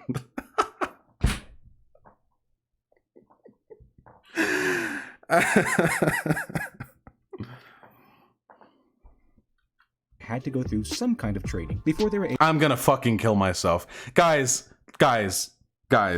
If they're white and a man, it's not a Mary Sue. If they're not a white man, it's a Mary Sue. That's it. It's really just that. It's just that. Able to do the cool Jedi stuff, even if it was just mentioned in passing, like with Anakin, or Starkiller if you played Force Unleashed. So on top of being completely without weakness, Starkiller, by the way, was a massive fucking Mary Sue. Hey, Starkiller was Darth Vader's edgy adopted son who ended up being so crazy fucking powerful and cool and edgy and amazing, so fucking extra super fucking cool that he was considered a Mary Sue even by fans of The Force Unleashed. The Force Awakens? What's the name of the fucking video game he was in? I remember playing it. He was a fucking Mary Sue. But he was a white man. Yeah, he killed a Jedi Master on his Force mission. Yeah, fucking Starkiller. It's funny, actually. Starkiller was actually supposed to be the last name of Star Walker for the original movie. For The Force Awakens, the Starkiller rather than... So it'd be Luke Starkiller rather than Skywalker, but they went with a different direction. So then they called Starkiller in the game. The Force Unleashed. Yeah, The Force Unleashed. Rey also doesn't have to work for anything. If she needs it, well, she's just handed the solution because the Star Wars writers are trying to convey a message rather than tell a story. See, like, listen to this inane horse shit. What the fuck is being conveyed here? She works for plenty of shit over the course of the story. There are plenty of movies I can think of that make their main character work for quite a bit less, and because this guy has an agenda, he ascribes any perceived flaws in the story to the writers being SJW biased cucklords or whatever, and to them not even caring about the original story. That's how they ascribe. It's so funny because these people are the ones who tout go woke, go broke, go woke, go broke, where like people will lose interest in these movies if they have like women or black people in them or whatever. But the only recent Star Wars movie to truly flop, the only one that really did poorly, was fucking the Han Solo one. The one about the white dude. The more traditionally structured story. Damn. Go woke, get billions in the box office, I guess. Dumb fucks. Say what you want about George Lucas. At least his goal was to tell a story. An easily marketable story, but a story. Now let's look at another example. Imagine unironically defending George Lucas's fucking prequels over the modern ones. Black Widow, aka Natasha Romanoff, Oh, while I no. wouldn't consider her a Mary Sue character, yet has much less of a character than she could have because social justice warriors won't allow her any weaknesses.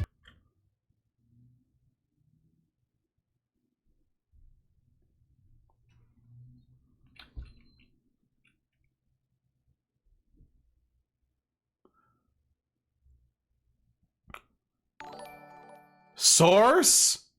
Please, somebody give me a source. Can somebody, please, somebody, hey, we wrote the Black Widow to be a nuanced, deep character, but then we got too many fucking femme frequency fan mail coming in telling us not to give her any weaknesses, so we did. Can you imagine writing a script like this and not feeling like you're a fucking hack? Do you really? No, just keep going. The famous outrage brought on by the Age of Ultron movie that caused Joss Whedon to evacuate Twitter was sparked because Black Widow finally got a moment of vulnerability. Oh sure, we've seen her brood over her... No. It wasn't because she got a fucking moment of vulnerability. It was because she thought she was like the Hulk because she was a monster because she couldn't have children. Does anyone remember that fucking cringe? I'm cringing at the memory of that scene where she was like, ooh, Bruce, you're just like me. We're both monsters. And Bruce is like, because you're a Russian super soldier? And she's like, no, because I can't have children, which makes me a monster.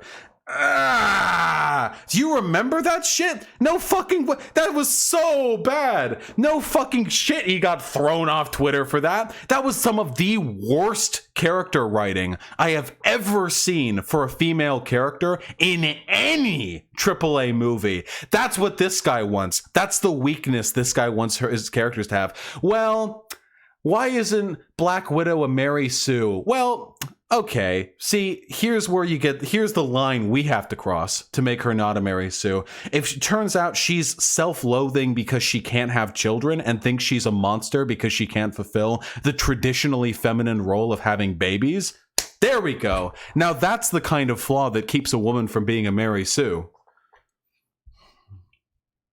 She gave up her ability to have kids to be an assassin. She didn't give it up. She was abducted as a child. She didn't make that choice.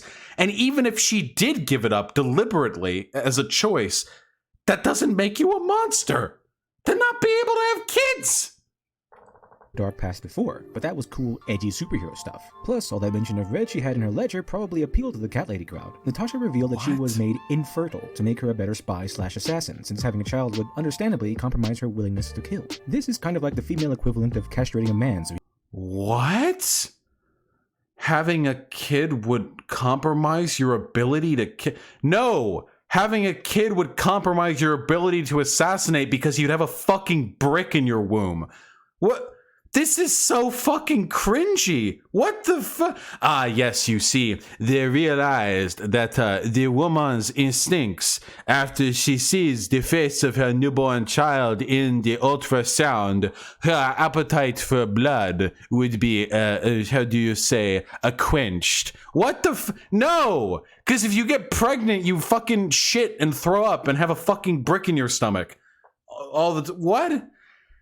And then the female equivalent of castrating a man?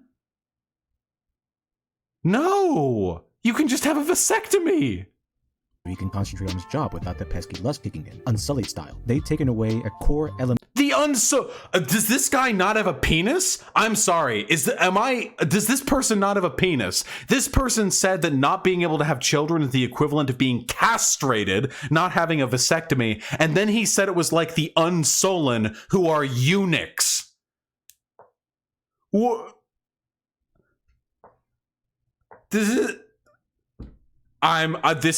is fucking wild. Okay, real fucking quick. Guys, friends, if you have a penis and you don't want to pump babies in other people, get a vasectomy. They snip some tubes in there. It's reversible for the most part. Sometimes complications. For the most part, pretty good. If you want to be castrated, this is a highly unnecessary and barbaric practice in which they lop your nuts off. You get to keep your dick. Good luck with it, okay? If you are an unsullied, you are made a eunuch. All of it is chopped off. This is fucking wild to me. Of her womanhood, so she could be a tool for murder. And this is they've taken away a core element of her womanhood, so she could be a tool for murder.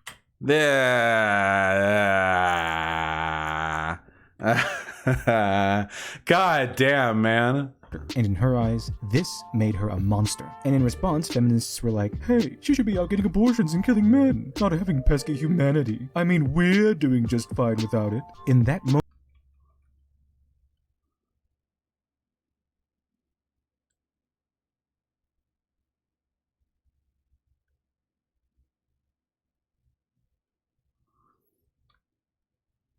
all right. Wild. Black Widow had committed a cardinal sin of social justice. She felt shame. And in the world of social justice, no one should feel shame for anything ever, unless... What the fuck are we talking about? Wait, I thought social justice warriors were known for shaming people all the time. When was this video made? September 2018, less than a year ago, Shoe on Head. What the fuck are we talking about?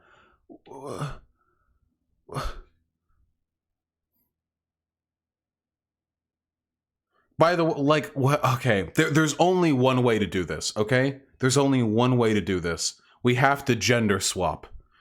We have to go deeper. All right, listen. The fucking Black Widow shit in the movie, the Black Widow shit would be like, okay, listen, all right? Imagine if you have an ultra masculine fucking beefy ass dude in an action story, and he's been kicking ass and taking names, and his shoes are covered in shit because he keeps kicking ass so deep the poop gets on him, and he's a big fucking beefy ass boy, all right? And then he has a moment of vulnerability. He has a moment of vulnerability, okay? And he's like, and you and me, we're both monsters, you know? Because I have erectile dysfunction. I can't get hard. And I have a very small penis. I have erectile dysfunction, a very small penis. It's very small. And I'm a monster. My dick no work. And I'm less of a man for it. And then this video gets made. He traded an essential component of his masculinity for the ability to kill. This literally cannot be gender swapped. No, the universe cannot contort to allow takes this shit for people with penises. Like, it actually, this is fucking wild. And then imagine like oh yeah, you know, and then the narrative like treats that way, like, oh wow, and you put your hand on the shoulder of the dude. Wow, you can't get hard. Your small pee-pee can't get hard. In exchange for making you a warrior, they took away your big pee-pee privileges. Damn. We really are both monsters. Now let us embrace as monsters. And like... and then movies like this not movies, sorry, fucking YouTube videos like this come out. YouTube videos like this are making fun of the fucking fan backlash, being like, and then the guys on Twitter drove fucking Joss Whedon out because they were like, I'd rather be. Why should he feel ashamed? He should be raping bitches and having sex slaves. Why should he be made to feel ashamed for his small penis? There's literally no equivalent to this. I wanted to go the gender swap route, but this is actually so unfathomably stupid that it can only be contextualized in the way we treat women in society. This is fucking wild. Can we just keep up the good work? Justice. No one should feel shame for anything ever, unless you vote Republican, I guess. Keep up the good work, Ethan. Needless to say, okay, never mind. Yeah, you should feel shame if you vote Republican. Okay. Raised by television and pop culture references tends to result in people who can't human very Pickle well. Rick. Audiences have waged a long war against the Mary Sue, and for a while, the audience was winning. We get more By the way, guys, keep in mind right now, this is one of the ways that fascists and reactionaries will try to like co-opt the public will when they are not speaking for the public will. I'm reminded one time of a post somebody made on Reddit in the metal music subreddit where they said, hey, you know, didn't you hear some of these SJWs are talking about metal music? You need to stand up and fight against these people coming into your culture and telling you what to do. And the people in the metal music subreddit were like, that's literally what you're doing. Fuck off. Eat shit. And that person got really mad and ran back to Kotaku in action. Why won't these metalheads take me seriously when I warned them of the impending threat of the SJW menace? I remember this very distinctly. It was very, very funny. That's exactly what's happening here. So this guy's talking about how he speaks for the will of the people and how people were revolting against Mary Sue's for such a long time and they were winning, but now the SJWs are taking it back. No. These movies that they call like SJW, like Claptrap, are making enormous amounts of money at the box office. They're doing very well. People like them. They are the ones trying to impose their political will on the decisions of the studio. They are the ones trying to subvert the industry. They are the ones who are trying to unduly introduce political scrutiny to these massively popular blockbuster hits. They are the ones doing it. So they're going to try to invoke the public will here. They're going to try and speak as though they're just the auteur who speaks the will of the people. But in reality, they're not. They're representative of an admittedly large, but nonetheless disproportionately loud crowd of obnoxious reactionaries online who are, for the most part, deeply insecure fail sons, white boys with absolutely no good characteristics about them, no accomplishments in life, who have basically nothing going on other than a deep, protracted, emotionally driven desire to attack the social causes that they believe are responsible for there being a fail son. And in this instance, that would be social justice. That is what they are. They are fucking losers. And we should all feel very good about ourselves for not being one of them. Or if you used to be one of them, hey, welcome back. Can we finish this shit? Complicated characters with flaws, motivations, and desires. Perhaps the greatest sin of an SJW Sue is that it refuses to die. No matter how many times these What are we characters get talking canceled, about? no matter how much hate they get or how little money they New book for SJW Sue's canceled for low sales. I don't know what the fuck this is, but comic books get canceled all the time for low sales. generate. The social justice virus keeps bringing them back to life. Where before Virus. creators would eventually surrender and begrudgingly accept success after toning down or getting rid of the character everyone hated, now being tolerant or being a good Wait, accept what? success after toning down or getting rid of the character everyone hated, Wait, why would you use George Lucas as an example of turning down or getting rid of the character everyone hated when he insisted Jar Jar Binks be thrown into the first story, and then almost as an insult to the fans kept him around for the second and third? He made Jar Jar Binks a senator who made the deciding vote on giving Chancellor Palpatine supreme control over the Senate. Like literally, like this is the worst example. Does this guy not watch Star Wars? Wait, guys, I don't even like Star Wars. How do I know so much more than the person who made this video? Does this person like not know, or do they lie deliberately? The answer is yes. now being tolerant or being a good ally demands sacrifice of success. So now we have Star Wars movies with devastating returns. And Yeah. Oh, what movie is that? Solo? The one movie that wasn't accused of being an SJW fucking Mary Sue Fest because it has a white male as the protag? That's the one movie that did poorly? indie comic book writers who can compete with Marvel and earn revenue. People don't want to read perfect people solving dilemmas with no real opposition. Damn, well then why'd Solo fail and all the fucking Ray, Mary Sue stories do so well? They did accuse it of SJW shit, Vosh Lamau. Oh shit, well, shoe on ahead, there you go. I guess the reason why, I guess Solo, a Star Wars story, was so SJW that it warranted getting like 1/10 the box office returns of The Last Jedi, which was super SJW, but also made billions. The robot was a feminist? Ah, well. Actually, SJWs hated robot? Of course they did. People don't want to read about people who don't have flaws or don't have to earn what they get. Half the fun of the original Star Wars trilogy was seeing Luke discover his new abilities and battle a powerful enemy while learning what the Force represents. We all have an ideal version of ourselves. You could literally say the same thing about Rey. Rey's story, in my mind, is a lot more interesting than fucking Luke Skywalker's. Luke Skywalker was an annoying, whiny cunt who did basically nothing of note for like the entire... He did basically nothing of note for the entire series, apart from the blowing up the Death Star and the confrontation with Vader. Apart from that, it was mostly just him training and like getting like captured and uncaptured and finding friends and losing friends. But he did like his arc was basically just him lucking into destroying the Death Star with a shot that, hey, he wasn't trained on how to do. He just did it, and then like training with Yoda. That's what we strive to become. We want to be smarter, stronger, thinner, better looking. It takes work to get there. A journey, you might say. It's the journey people want to see. I mean, why do you think people hate spoilers so much? They want to see what happens. What the And Mary fuck are we Sue is talking the about? avatar of spoilers. There's no journey, no growth. They're everyone's favorite and the world hands them everything. And everything they're involved in jumps right to the end. But weaknesses, flaws, vulnerabilities, shame, social justice advocates say these are things female and minority heroes don't have.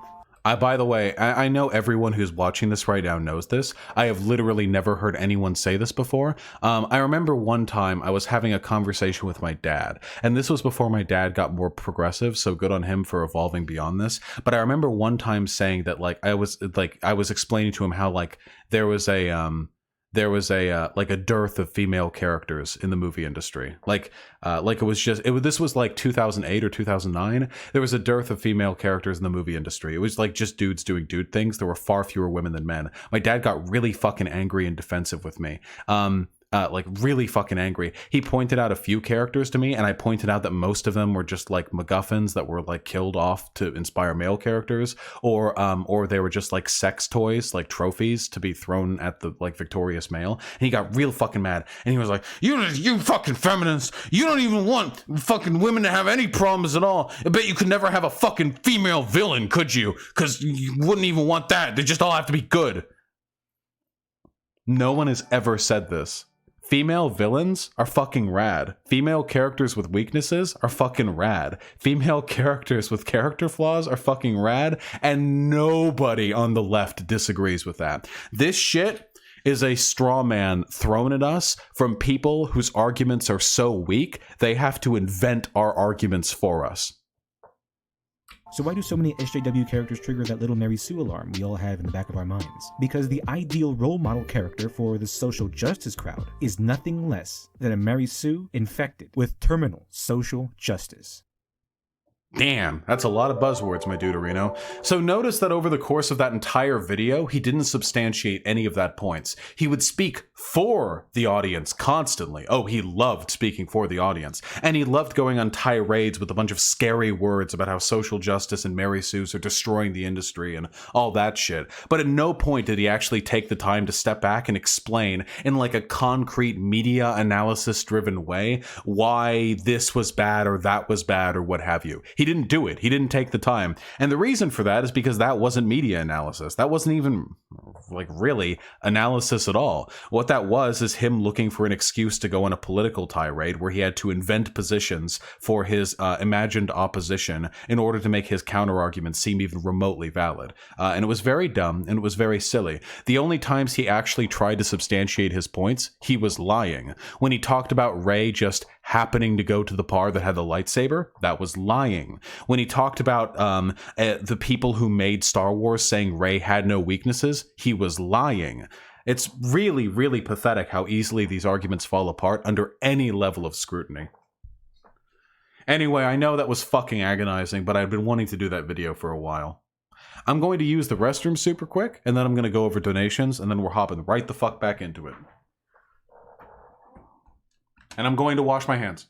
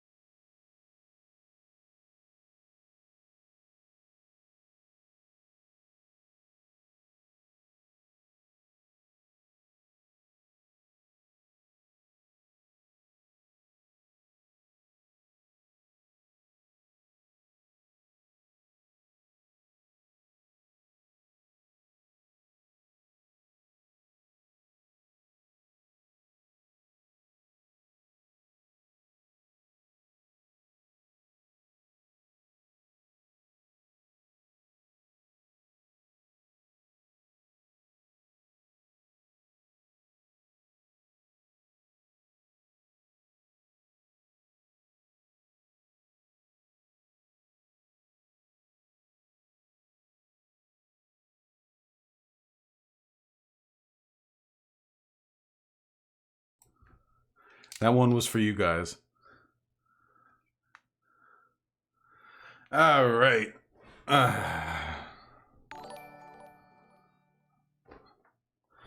Jesus Christ.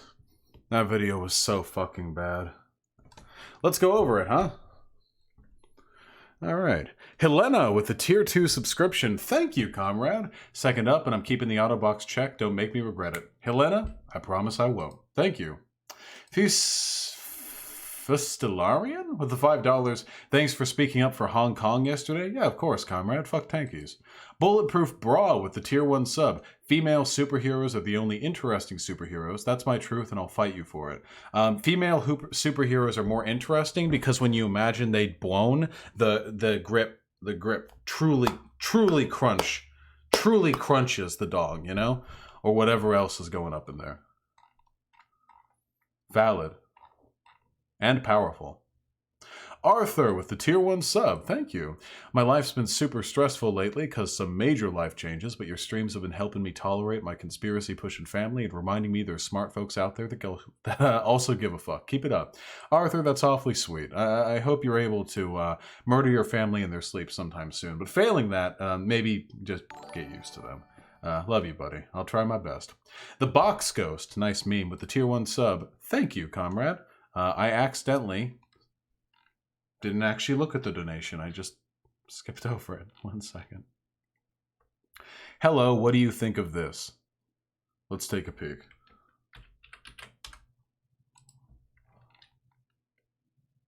Damn. That's pretty hot, actually. Any other zoophiles? Lurking?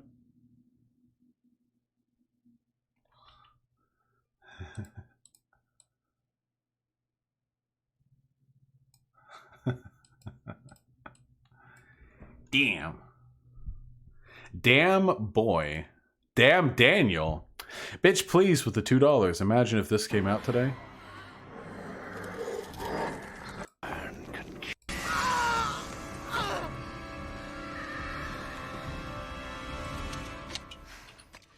I am no man.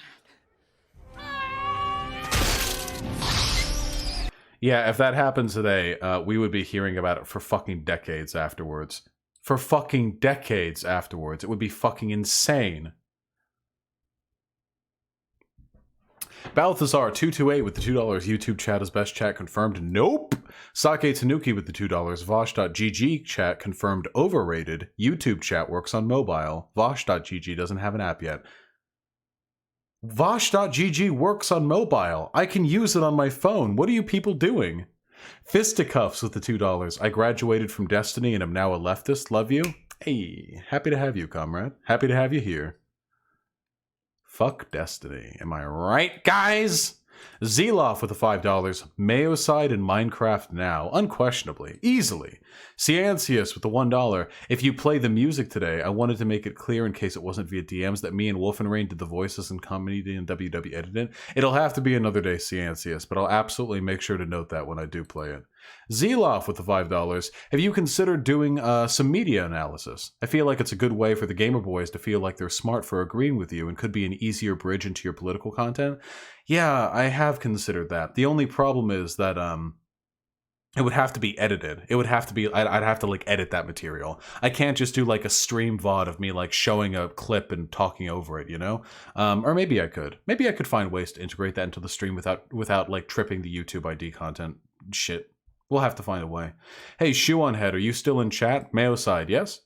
Lunatic Thinker with the $2 Canadian. Take on Ray is dumb as fuck. Cowardly? Be honest, please. Didn't Ray choose to walk away from her problems at a point? Or like she fled or something like that? Am I thinking of Finn? Bitch, please, with the $2. Imagine if this came out today. I just looked at that.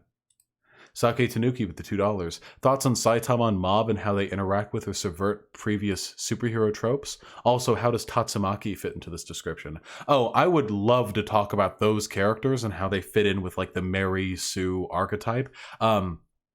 but and how they like deal with superhero tropes, but I would want that to be like a whole fucking stream, easily. Saitama Mob and Tatsumaki are all not Mary Sue's though, not by any definition. Bernie Sandinista with the $5. Ray Heart Attack has no weakness. Huh! Star Platinum. No. Posadas John with the $1. If Saitama was a woman, the anti-SJWs would call her a Mary Sue, almost certainly. And they would also like make jokes about how unfuckable she is because she's bald. Somnio Static with the $5. You're doing a video about someone that mirrors a lot of the nonsense that Armored Skeptic rails on about. Just putting that out there. Ooh, shoe on head, is it true? Did that sound a little bit like Armored Skeptic? If you're there, be honest. MLG Bernie Sanders with the $6.69. Hey Vosh, the tanky stream was funny as fuck. You should rage more, it's great. Also, this guy is a cringe normie boomer. Sad. By the way, would you consider Ness from Earthbound to be a Mary Sue? Love you, comrade. I'm afraid I've never actually played Mother 2. I've never played Earthbound, so I can't really say. I know he's cute. I'm not entirely sure, but I'm glad we agree that guy was a cringe normie boomer. I'll probably play... I'm actually considering playing Earthbound on stream. That would actually be a pretty fun play. Posadas John with the $1. But Anakin has a character flaw, you dumbass. He hates sand? Yeah, that's a flaw, I think. That's about all we're getting from this one, comrade. And again with the $1. Vosh, Luke's not a Mary Sue because he kissed his sister once? Yeah, checkmate, lib. Dude, I don't know what to tell you. You can only be a Mary Sue if you're a woman. Panicotic with the $5. Hey Vosh, what do you say to people who bring up the Norway experiment when they discuss gender difference? They bring it up as proof that males prefer things jobs and females prefer caring jobs. What Norway experiment? You mean... I can think of several things. You mean those like gender neutral schools, like kindergarten or pre-Ks, or do you mean like that one study they did on like trying to differentiate social conditioning based on like, you know what I like? There, you're gonna have to link it to me over Discord, comrade. I can give you an idea after I read it. But I'm not entirely sure what specifically you're referring to. And Darcism with the $5. Here I was ready to debate you over the hand washing, and you learnt by yourself. Yeah, well, you know, I try. I try to grow as a person, you know? And Bulletproof Bra with the $5. Christina Hendricks in a Power Girl movie, please. Isn't Christina Hendricks the big booby lady?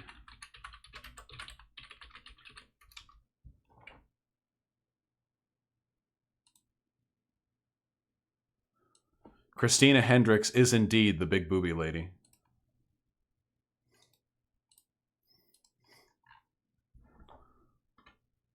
I mean, yeah. That's, those are some bazongas right there.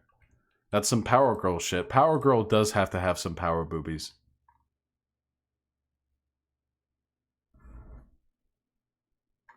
Dr. Bill, did I miss a donation?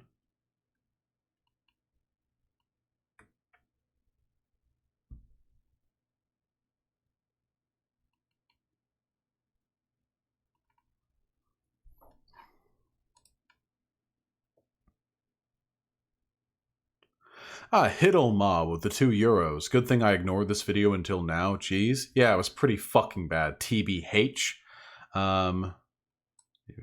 Re-delay my bad. Balthazar 228 with the $2. Re-delay my bad. And also, doesn't GB Fairy double defense? No, that must have been from last night's stream. Okay, no. Yeah, I read everything. Hell yeah! How the fuck we doing, comrades? Enough of this stupid donation shit. Enough with literally how I make my money. How the fuck are we feeling today? Tell me. How are we doing? I want to hear it. You're out of weed? That sucks. I'm sorry. We've got another video in the lineup. We've got 1 hour before Kanye's shit. Alright, listen up, friends. I've been wanting to do this one for a while too, okay? Everyone calm the fuck down. Video games are radically changing for the worst because of this reason. This one is good, really good, to me at least, because they actually fuck up in the title. The expression is changing for the worse, not for the worst. So let's see if it gets better from there, huh? Damn! Oh shit! Guys, wait. So we all know what this video is going to be like. Let's try and count the tropes, okay? Opening with 2 angry black women. The Battlefield 5 lady with the prosthetic hand. I don't even know what the fuck this is. Mass Effect? What is this? That's Battlefield 5 again. This video won't be about one single game, but rather a ton of these. As the subject no! He's French! Oh shit, he's French Canadian. Oh god. Oh fuck, idiot! It's just my opinion. This video is only my opinion. Fuck femoids. Fuck blackies. Fuck brown people. These Negroes are inferior to the white race, and my excellent accent. Too close to JF? All these people sound the same to me. Fuck the French. Quebecois, go home. That's French Canadian? I think this is French Canadian. Alright, let's go. Talking about is and will continue to be a real issue in the coming months and years for the gaming industry. Damn. This issue, this plague that's been going on for a bit. This plague. It's always the same language with these guys. This airborne virus. This deadly disease. This apocalyptic scenario. It's truly divisive in this gaming world, where the majority of gamers now cannot and What happened to that bitch's head? truly divisive in this gaming world. Whoa! Wait! This plague that's been going on for a bit is truly divisive in this gaming world, Whoa! Think of all the dick you could suck. where the majority of gamers now cannot enjoy playing a game for what it's supposed to be. Really? The majority of gamers can now no longer enjoy a game for what it's supposed to be. I don't know if there's a number on that. I don't know how you could quantify exactly what it's supposed to be. That's interesting. I don't really know how you'd make that claim, but again, remember what I said about reactionaries pretending to speak for the people? They will invent this massive horde of supporters and wage them against the against this tiny minority of SJWs conspiratorially pulling the strings behind studios. When in reality, games are in fact doing better now than they have ever before, making more money. The industry is growing, and people are generally speaking enjoying their products. Now, there are problems with video games, loot boxes and shit. Them's problems with capitalism, my friend. Just a game, pure fun and pure experience, whether it be through an amazingly crafted single-player story, multiplayer or co-op. Not anymore. They make us pick a side and— Wait, what? There are no longer any single-player or co-op stories? Wait, gamers love it when they can play single-player or co-op, but not anymore.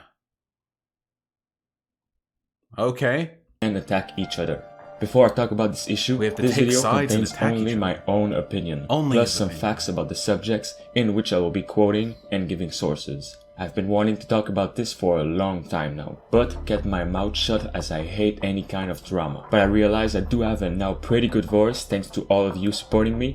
I can give my opinion on this situation and hopefully to influence you guys in a good way. Damn. The possible insertion of a feminist agenda in Guys.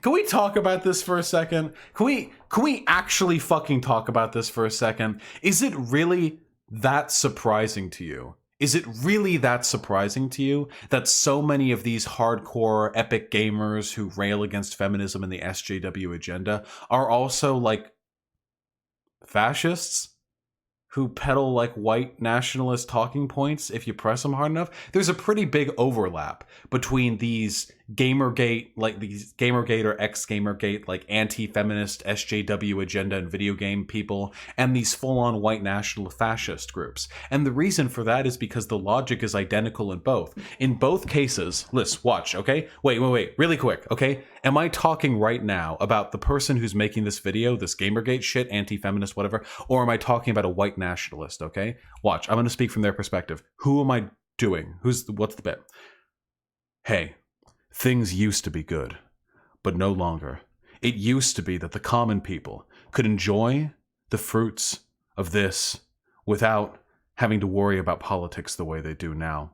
It used to be that they could enjoy themselves, that these things were made for them, but that's not the case anymore. That's why a growing number of people are growing tired with the system as it exists. A small group of people dedicated to the elimination of us, dedicated to hating us, dedicated to pushing anti-us agendas, has taken control of the media. And through that, they, as a small group of puppeteers, are capable of disseminating propaganda that makes media both intolerable and alienating to us. If we want to do something about this, if we want to take that media back, if we want to make the world right again, we're going to need to stand up as one voice and show the world that we're not interested in being ruled over by this small elite anymore. Hey, who am I talking about right now? Who?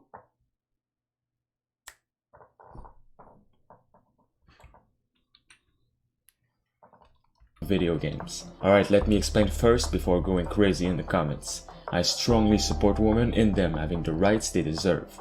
I also love my girlfriend, in which she supports this video, by the way.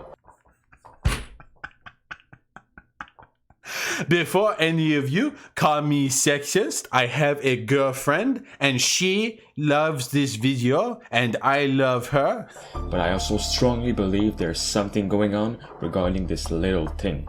Thanks to James Bond and the recent news about the film, it kind of triggered my mind a little bit more into making a video about the gaming industry. The completely innocuous story where a black woman will be playing the 007 card in a new James Bond. This made me wonder about the SJW elite. Since 3 or 4 years now, there's been more and more forced diversity in all the upcoming video games, like Gears. Forced diversity? That's something white nationalists also like to talk about. Also, why the fuck is this gameplay like the Green Army Men? What? Of War, Battlefield, Call of Duty, pretty much every popular games out there. Literally just pictures of women, just like clips of women existing in these games. I believe it is, yes, people like women wanting more stronger female characters, but I also believe almost every AAA companies has a doing regarding this. All the massive companies like Naughty Dog for Last of Us 2, DICE for Battlefield, Infinity Ward for Call of Duty, Machine Games for Wolfenstein Youngblood, Ubisoft for Assassin's Creed, all of them have higher. He's literally just listing games that have women in them. Damn, I have no problem with women. I have a girlfriend. I love her very much. But actually, if you take a look at this disturbing trend in the media, you'll see there are women in our video games.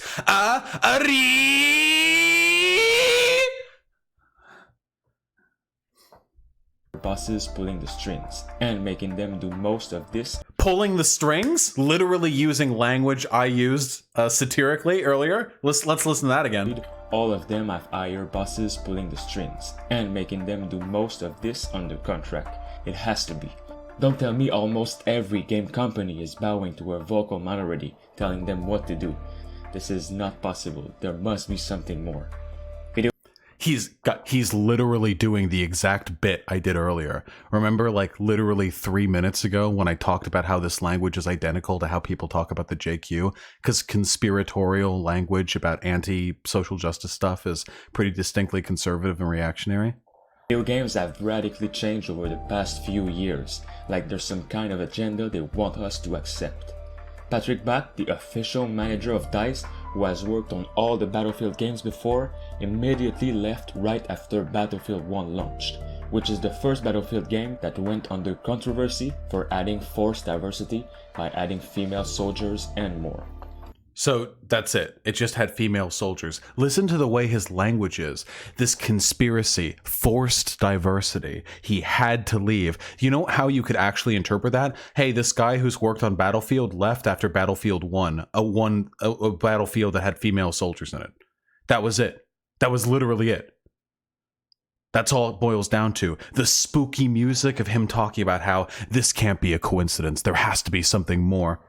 This is identical to how you talk about the JQ. This conspiratorial thinking, this idea that like all diversity is the product of some like upper echelon of people pulling the strings to make life worse for you specifically, and that your demographic of like white dude is being like suppressed. This is the language of the conspirator. This is the language of the white nationalist, the language of the Nazi, the language of the reactionary.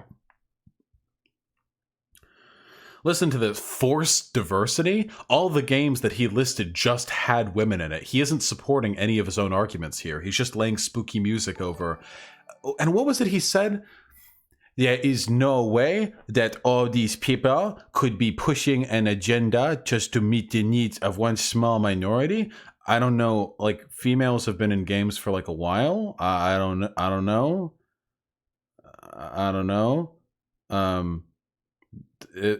Why this triggers you so fucking much. But in addition to that, the idea that like large shifts in how the video game industry operates can only be the product of like a conspiracy and not through broader market trends indicating that like women are a market that's been generally underserved by video games is fucking hysterical to me. These, by the way, these are the people who will like mock communists and say like, I can see you don't see how economics works. They'll mock communists for that or whatever, and then they'll turn around and say the reason why there are more video games is because of some deep SJW conspiracy, rather than because increasing the market share to include women massively increases the amount of money to be made on games.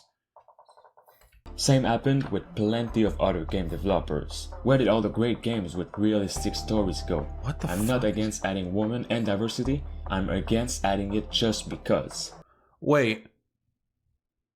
Okay, for one, why do you add white men to stories? You don't need a reason to add women to stories. That you don't, just because is actually all you need. Why do white men get to be the default? Oh, well, just because, I don't know. So you can you don't need to justify putting anyone of any group into anything. For two, I like how he's talking about how he misses when stories were more realistic while showing the fucking Gears of War franchise. Oh yeah, that's right. I remember back when Gears of War 1 through 3 were thrilling, gripping character dramas that explored the intricacies of the characters involved, and then they put women in, and now it's just schlock. I remember that. Used to be so sophisticated. Direct order. Well, Captain, screw your order. This isn't about you, it's about me. Gears of War, a dark, greedy, and mature series played. But hey, that's literally exactly what people in Gears of War say to each other. What we just saw right there, a woman being like, yeah, screw you. It's Gears of War. How is that? Wait, it's Gears of War. What? How is that? How is this in any way relevant? By masculine men, which also, Gears of War has never been a fucking mature series. It's been like the epitome of like the edgy 13-year-old fucking Xbox Live dipshit who teabags you after he kills you. by the way is totally normal considering this type of game, completely switch his story by introducing the girlfriend of the main character, which is now the main character, who by the way has way too many feelings for this type of game, which is supposed to be dark and brutal. Later after this. What? In the original Gears of War games, one of the characters, that black guy, is constantly fucking whining about his dead or maybe dead wife. What the fuck do you mean feelings? The fucking Gears of War is full of feelings. Guys, this is your brain on toxic masculinity. A game series defined by men being like rage out angry. Oh yes, this is very neutral, very rational, very devoid of feelings. A woman comes in here and says, hey, fuck you, I'm doing what I want. Damn, these femoids and their overproductive fucking brain feeling juice glands. Damn. Vosh, this isn't even worthy of analysis. It's so garbage. You're right! This is not even worth my time. And that is why it is such a goddamn shame that tens of thousands of people watched this video and thought it was fucking phenomenal. That there are literally hundreds of thousands or quite possibly millions of people across the world who are so fucking retarded that they actually believe this video is a decent representation of the problem in fucking video games. It is astonishing to me. This is is like, this to me, this is sociological for me, okay? This is sociology. When I'm fucking traipsing through the fucking city streets, frozen over in the cold, and I skip fucking across the snow, and I kick up a little bit under my boot, and I look down beneath me, and frozen underneath me are legions of fucking brainlets. They are beneath, they're dead, they're frozen in the fucking ice, but they're there, they're fucking everywhere. It's wild. This is the gaming community. This is fucking wild. This is how stupid they are. They're this stupid. This is how bad they are. Do not let anyone tell you that the gaming community is generally made up of like decent people, but there are a few bad apples. This culture is rotten to the core, and the most fucking, and you can tell because the icons that have been fucking heroized or made heroes by this community, like fucking Total Biscuit, fucking The Quartering, these dipshits who stride atop gaming as their own little fucking demigod princes, these people are dipshits. Gaming is full of dipshits. Gamerside now. If you're watching this video and you're like, damn, Vosh, that's a little bit harsh. Take a fucking look at yourself. This video that I'm watching right now, this is fucking, this is like sub 40 IQ. The person who made this video, it's astonishing to me that they had, when the IQ gets this low, it's not even cognitive ability that's compromised. You start getting the fucking shakes. I'm fucking amazed this person could wiggle his mouse over and drag the video into the upload section in the fucking YouTube upload box. I'm amazed he has enough IQ to independently fucking move both arms rather than being like he can only do them both in the same way at the same time, you know, because he literally doesn't have the brain power to simultaneously manage two halves of his body. I'm fucking astonished. This is unbelievable. What are you guys talking about Total Biscuit for? Guys, Total Biscuit was like pro Gamergate. He was no. Total Biscuit was a reactionary. He absolutely was. Don't fucking what do you call it? What's the term? Yeah, he was a reactionary. He was into Gamergate. What's the term? Posthumously glorify somebody? I didn't know that. Yeah, he was. A lot of people, hey, a lot of you fuckers don't know this because you became leftists over the past couple of years, so you just remember him when you were back a non-leftist before he died. Didn't he kick someone out for saying trap? I don't care. He was a reactionary. He was pro-Gamergate.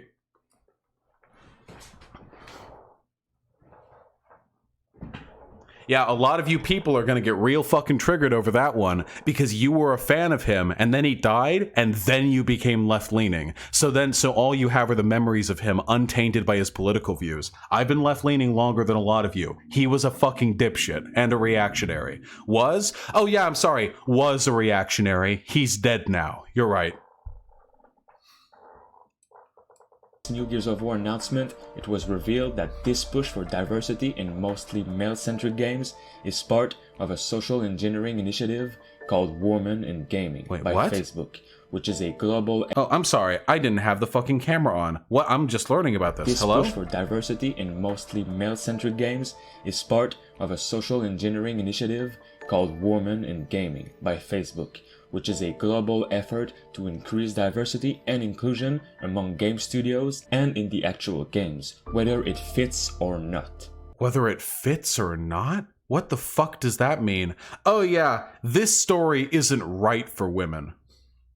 He was only pro-Gamergate during its relevancy. He pretty much abandoned afterwards. Gamergate was reactionary from day one. Don't be a fucking idiot, my dude. From day one, Gamergate was about harassing women and promoting a reactionary agenda in gaming. There was never a legitimate place in Gamergate. Like, there was never a point where Gamergate was like a legitimate movement.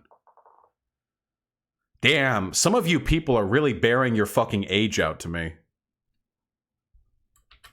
Again, another corporation pulling the strings. What is this, Women in Gaming? Women in Gaming initiative from Facebook. Yeah, here we go. Okay. Yeah. Wow. Just the modern wasn't part of GG unironically about ethics and journalism? No, it literally never was.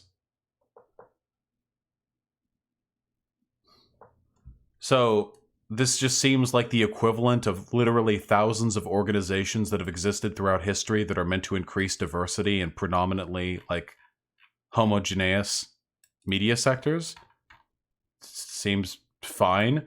I have determined through my research that there is a shadowy company which has been facilitating this female integration, whether it fits or not. Is your only knowledge of GG from 4chan or something? Anyone here who unironically thinks that there was a point in time where Gamergate was legitimate is showing their age or is not like really left-leaning. Guys, if you weren't left-leaning back when it started, so you have some like positive memory of Gamergate in its nexus, that's fine. You're very special, okay? Just take that little core nugget of truth and bury it deep within yourself. It was never legitimate. Gamergate was a hate movement from day one. It was built around hating a woman for allegedly having sex with somebody else so that they could get positive coverage for it. Was from the very beginning. It was about fucking over women. It was immediately about literally who's, about finding prominent female critics of media, people who wanted the integration of different groups in video games, and silencing them, harassing them, sending death threats to them. It was literally never about ethics in video game journalism. It literally never was. If you personally have positive feelings about Gamergate, if somewhere deep in your memory you're like, oh, well, you know, I became a leftist in 2016 and Gamergate started in 2014, but Gamergate was good back until like 2015 or 16. That's when it got bad. It's okay. Just take a step back. You're wrong. It's fine.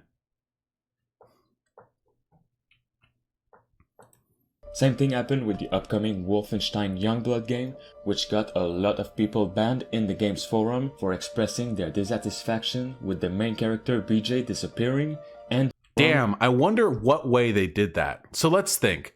Wolfenstein Youngblood Steam forums get hit with censorship as people criticize SJW agenda. That seems like a super duper impartial, big brain way of reporting on a story. Do you think, here, let's think. Do you think they were criticizing the SJW agenda reasonably by saying, hey, I really liked BJ Blazkowicz. I'm not entirely sure if it's necessary for us to evolve this story to bring it about by, bringing about a new character, I don't think. Or do you think they went on a fucking rage spree accusing the developers of being SJW monsters here to destroy all white men? Because if it's the latter, I think it's okay those fuckers got banned. Now that I think about it. Hellcat, that's just not true. I'm sorry. Somebody is plugged into the gaming scene as Total Biscuit. I'm not going to accept the excuse that they're not aware of the consequences of throwing their support behind a reactionary movement when you have the amount of like public support as Total Biscuit does. Total Biscuit was a huge public figure, and I hold him fully accountable for the consequences of him throwing his weight behind that movement early on, which he did, and he gave an enormous amount of legitimacy to Gamergate from the onset. I don't believe this. Oh, well, he thought it was about ethics and journalism. I don't give a fuck. Consequentialist, bruv. He was a reactionary. He propped up a reactionary movement with a considerable amount of social force. And then after he distanced himself from it, he never substantively critiqued it. If he realized that it was a hate movement, not a media advocacy movement, then he should have taken a step back and gone, hey, actually, here's why this is fucked up. Everyone drop your support. But he didn't do that, because he didn't believe that. At best, you could say he was a useful idiot, but I don't assign much credibility to that either. For expressing their dissatisfaction with the main character BJ disappearing, and two young girls with power armors destroying an entire Nazi army, with no help beside them like in the old games. Can't you just enjoy life for a second, Jess? Wait, what? The original Wolfenstein has always been about destroying an entire Nazi army single-handedly with power armor. What the fuck are you talking about? What? And you see, they are subverting the tradition of Wolfenstein by single-handedly destroying an entire Nazi armor with power armor without any help. Oh, wow, like all the games. Wow, amazing. if they would have made a little more effort in making the two girls believable characters. What? How are they not believable characters? This is the weirdest shit. Like, every single time a video like this comes out, it's exactly the same. Well, I'm not against women or black people. They're just, this is part of an agenda, and it's cringe and woke. I'm like, I don't hate women or anything, but like, do they really need to be there? I just don't like the forced diversity. I'm fine with regular diversity. In fact, I even like women. I have a girlfriend, but it's just really strange when, like, you know, they gets forced in there by like an SJW agenda and isn't really even believable, and also when the story's bad and fake, rather than when it's done good. And not just them joking around, I would have loved it, but that's not going to happen, and we all know it. Now with all this diversity and inclusion going around, even indie games are getting attacked. The cyberpunk game The Last Night, created by Tim Soret, got all his game's funding cancelled for giving details about the game, which is what you see on screen right now. Our game, The Last Night, will take place in a cyberpunk world where modern feminism won instead of egalitarianism. Hashtag Gamergate. Hashtag not your shield. Yeah, okay, I'm fine with anything bad happening to this. Right now. Mordhau, the new medieval game. So what happened? Created by Tim Soret, got all his game's funding cancelled for giving details about the game, which is what you see. All his game's funding canceled? How does that work?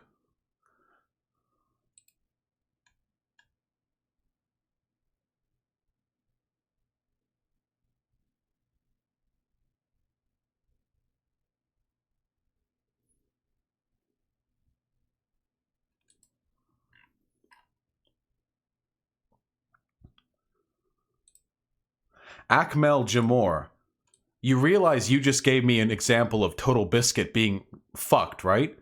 Like, I could read this entire thing. No, if anything, the way Gamergate was covered was in itself proof of the corruption. Games media had the power to make this whole ordeal go away. Instead, they closed ranks and pushed the narrative as hard they could to deflect criticism. So here he's blaming the media rather than Gamergate itself. Gamergate is one of the worst things to happen to gaming culture in a long time, but not for the reasons Polygon claims. This would be Polygon claiming that it's because it's a reactionary movement. The only people driving women out of the games industry are the fear-mongering yellow journalists repeating the narrative that women are under attack. Well done, you guys who successfully discourage women from getting involved in the industry. How progressive of you. Yeah, so he's saying that Gamergate isn't at fault. It's the way the media covered Gamergate that drove women out of media. Yeah, the fucking hate... Yeah, guys, Total Biscuit's a reactionary.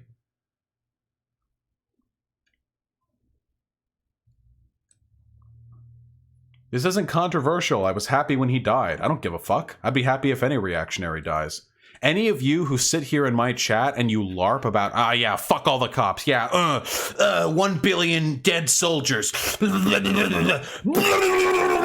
but then like a massive reactionary figure ups and kicks it? Nah, fuck. Nah, I don't give a fuck. Why the fuck would I care? Yeah, I'm an excellent leftist. I don't care. Fuck America. Nuke America. Posadism reigns. Wait, whoa. You're fine that Total Biscuit, a reactionary who propped up a hate movement, died? Oh, man. You got some serious inner work you need to do, buddy. Why are you so full of hate? Nah, fuck off. Get out of here.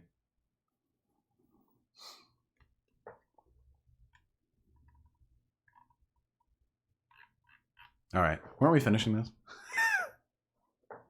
Oh wait. I wanted to ask Tim. Okay, Tim Soret, The Last Night.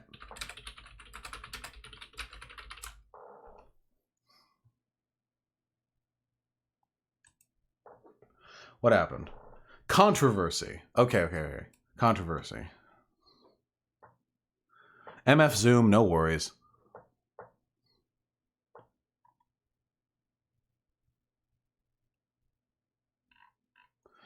Following the game's previous statements. Pro-Gamergate and anti-feminism. Second-class citizen. Views. Some took to Odd Tales Raw Furies to have them stop publishing the game. Tim replied following his stance from previous insane. Not meant to be about Gamergate. He apologized for his past tweets on stage in the PC gaming show that day. Last time Raw Furies supported him. Everyone's rock for a personal level. In an interview with Vice, he said that he is the supremacy right wing, continuing the concept of universal basic income. Critical these elements I described. Okay.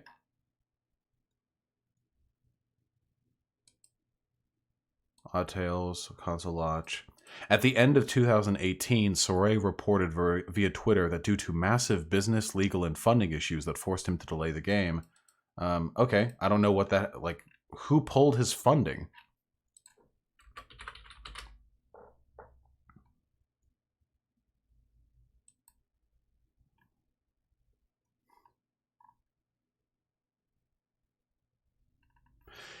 Ooh, I like this. So Tim Soray encountered massive business, legal, and funding issues we can't talk about. But this guy said his funding was pulled because of the politics in his game. Fascinating. Here, let's be charitable. Maybe Math Chief dash the best of gaming exclamation point has some crazy fucking media insider knowledge that allows him insight into why Tim Soray's funding got pulled. It's not just him just making up shit that sounds good. Screen right now. Mordhau, the new medieval game. Vosh saying you're happy TB died is completely uncalled for. I'm gonna go full tone police here, but wishing death upon some dumb gamer bro is so terribly morally and optically. Orwell's Nightmare, are you like dumb? Guys, you know when I say I'm anti-political violence, I'm joking, right? You realize that when I say that I'm joking, when I'll be like, but we're anti-political violence here, it's a joke? No, fuck you. TB had millions of people who followed him, and he directed those people to a hate movement. He gave that hate movement legitimacy. That hate movement not only went on to destroy the lives of many women who were involved in the gaming scene, but brought about an entire generation of reactionaries. You realize that right now the modern 8chan white nationalist fucking cucklord, like fascists, these people, by and large, stem from Gamergate. You realize that, right? He literally, with his media power, propped up a modern reactionary movement. I have no problems whatsoever with his death. I get you want chuds to die, and I respect. Of course I would. He's not just a chud. He's a top-tier chud. He's a high-level chud. He directed millions of people. This is ridiculous. Anyone here who unironically believes that you should be sort of morally absolved of any sin because you're just a dumb gamer, bro. Haha, just a hate movement. You just thought it was about ethics and game journal. Wow. Oh, wow, crazy guys. Yeah. No. Get over yourselves. I understand some of you liked him. That's fine. I like reactionaries, some of them. I think JonTron's pretty funny. It's fine to have problematic faves. It's also fine to be fine that they're dead. It's okay. I'm so disgusted by all of the whitewashing that's gone on with TB. The entire time that I knew TB, he was a horrible reactionary who gave legitimacy to this hate movement. And then later, when he moved away from it, he didn't even distance himself from the politics. He just got above it all. And now because he dies, we whitewash him? No, fuck that. What is wrong with you people? Why? Let's finish this damn video. Game also got attacked for not including women in a realistic and historically accurate war game where no women fought and where only white males fought. Ah yes, Mordhau, the highly realistic medieval war simulator. Yes. Please tell me I'm not the only one. Vosh, you're showing you have no understanding of the way people get sucked into the far right. I don't like TB as a content creator. He was boring as fuck. What the fuck are you talking about?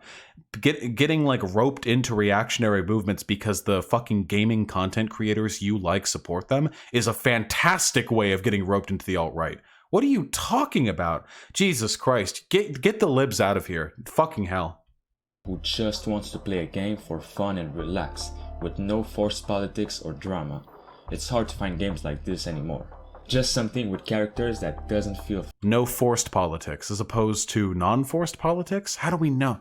Damn! So forced politics are when they're politics I don't like, and non-forced politics are politics that I'm okay with.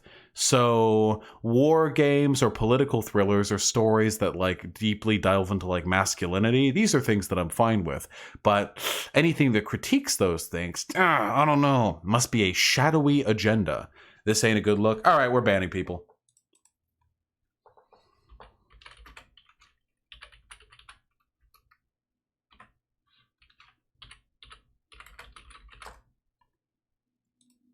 Whoops.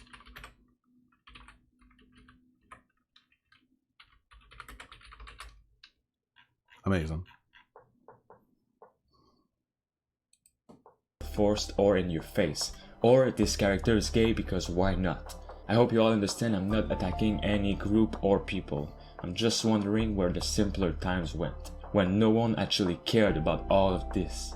You care about it. I'm not saying I hate gay people or women or black people, but when they are included in games, they had better have a good fucking reason for it. It better not be no reason.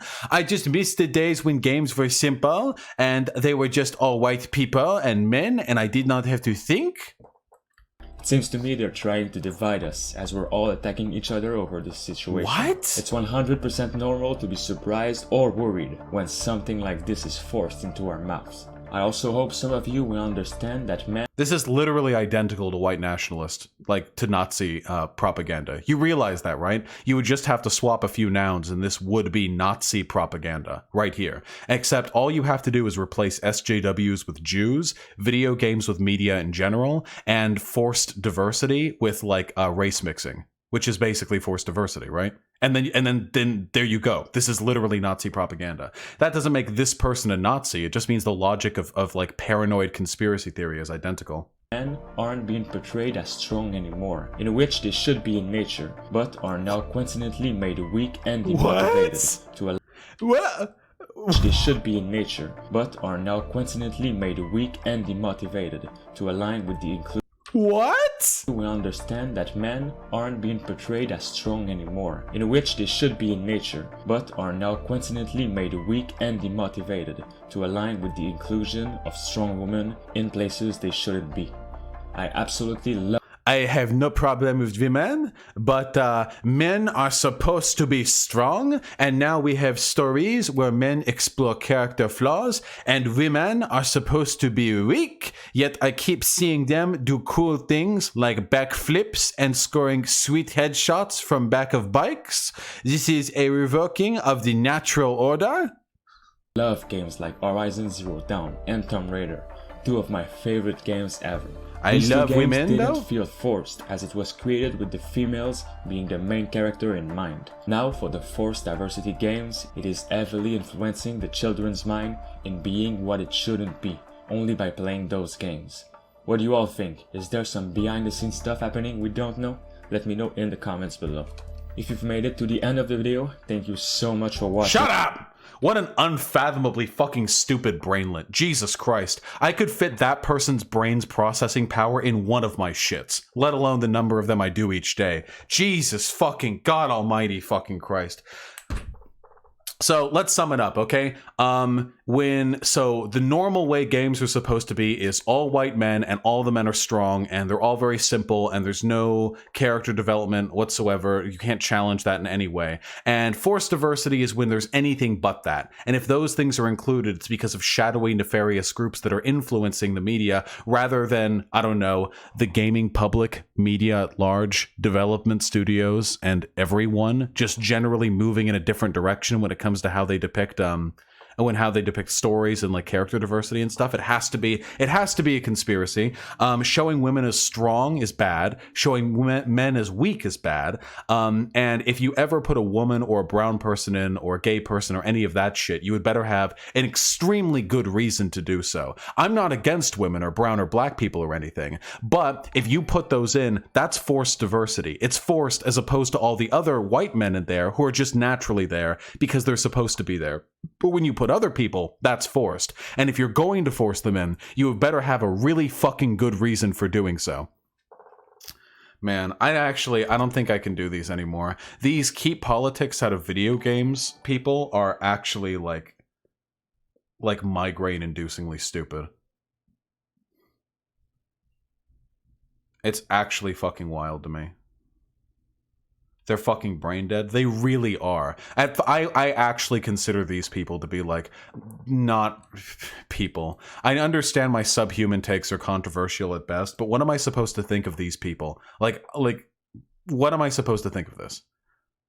They're literally lemmings. Like their ability to cognitively process here is subhuman. It's below what humans should be capable of. If dogs could talk, this would be like around there. This would be like a dog or a cat tier understanding of these issues, you know? If they were capable of talking and understanding culture and stuff, this is literally below human. In the future, if I do any of this content, it's only going to be me debating people, because these videos are all identical. I'll even make it known, okay? Hold on.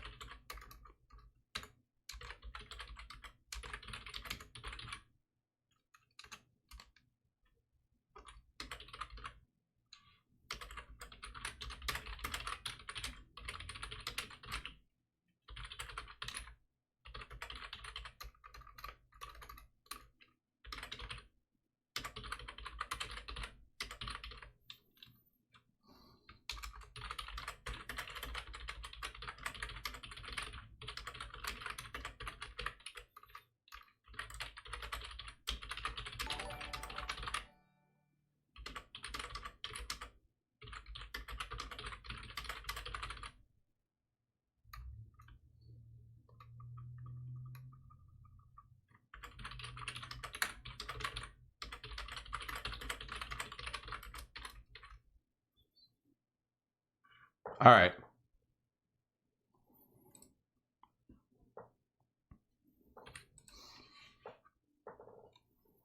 What are we doing? I'm a gamer, but Vosh wouldn't get much content debating me. Wait, guys, I play video games like all the time. I love video games. And I don't have a problem with video games. I don't even, you know, have a problem with people who like identify as gamers conceptually. But goddamn, it's really bad. This is so bad. Benelli Twitter takes time? No, it's actually read out donations time. 11 years of service with the $5. Been watching about a month now. I enjoy your rhetoric and how you articulate your points, especially when you break out your research docs for some whole hard citations. Keep it up, comrade. Yeah, I plan on doing a big addition to the research doc soon. About race and IQ. Gotta put all my alt-hype research somewhere, right? That's gonna be a fun one. It's coming along really slowly, mostly because I'm fucking lazy. There are plenty of left gamers people hands? Yeah, like me. Young Maine with the tier 1 sub. Thank you, comrade. Vosh, take a second to make fun of the Proud Boys for me. It's funny. What is there to say about the Proud Boys? They're like a fascist, like, a white boy mob. Like a bunch of fail sons who travel around on buses to intimidate, like, people who have something better to be doing. What is there to say about them? Have I seen the alt-hype video on race and IQ? Yes. No, Lunar Gamble, I'm very much into World of Warcraft. I just don't have time to play Classic again. I haven't seen all the Mike from PA debates, but a lot of them were pretty fucking memey. Maybe Omega Red. I'd have to look at it again. What is this? It's a Gundam? I don't know what the fuck I'm looking at here. Beer Bud, you didn't even link a video. Comrade JTDA with the $5. Thank you. I reject my penis, Jojo. Dio Brando getting a sex change to become the ultimate Mary Sue. Yeah, Dio Brando is a good... No, he's not. But, Dio Brando with a pussy is a good meme, though. Posadas John with the $1. The Green Army Man is a multiplayer mode for Rising Storm 2 Vietnam. What an odd game to choose to put as the background of your video game. I mean, your video game video. Flamio GIY with a tier 1 sub. Thank you. I just wanted to change a spelling error in my username. Nice. Posadish John with the $1. Femoids in my games, it's more likely than you think. And then again, Vush, actually, that wasn't Coltrane the black, it was Dominic the Hispanic guy that was always whining about his wife. Checkmate, Lib. You're right. All black and brown people look the same to me. Thank you for calling me out on my privilege. I'll check it, okay? Ariaxa with the $5. Thanks for making me laugh so fucking hard. I needed this. All of it. Thanks, man. Preaching the fucking truth in the language of my people. Ariaxio, we are not even fucking close to what truth... We are not even in the fucking ballpark of truth as a concept today. Just shit. Vosh, can we have access to the research thing too? Yeah, once I put it in the research doc. If you want the research doc, just hit !doc in chat. Joe Nero with $5. I backed Evergate on KS? Kickstarter, and inserted a character. I created Valentina, a biracial dreamer who campaigns against smoking. Hope it triggers the right. It will, and I'm sure we'll see some fucking Kotaku in action posts about it in the near future. Hustle Boy with the $5. This guy can't walk and chew gum at the same time. Yeah, this motherfucker takes a step forward, then bites. Then takes another step forward, unclenches. That's about as close as he can get. That's his multitasking. And Zeloff with the $5. Every video like this that I watch just pushes me closer to accelerationism. We need to make more lesbian walking sims so the true gamers can engage in full-blown class warfare with the Gamergators. Yeah, the funny thing is, they talk on and on about being representative of the gaming public. I really do not think that these guys are like true gamerinos. I really don't. These people are like so fucking unaware of the industry as a whole, so unaware of how the process works, how the art is created. Like, they're clearly not really fans of video games. They may play them a lot, I mean, I'll give them that, but in terms of like actually engaging with the medium, I really do not think so.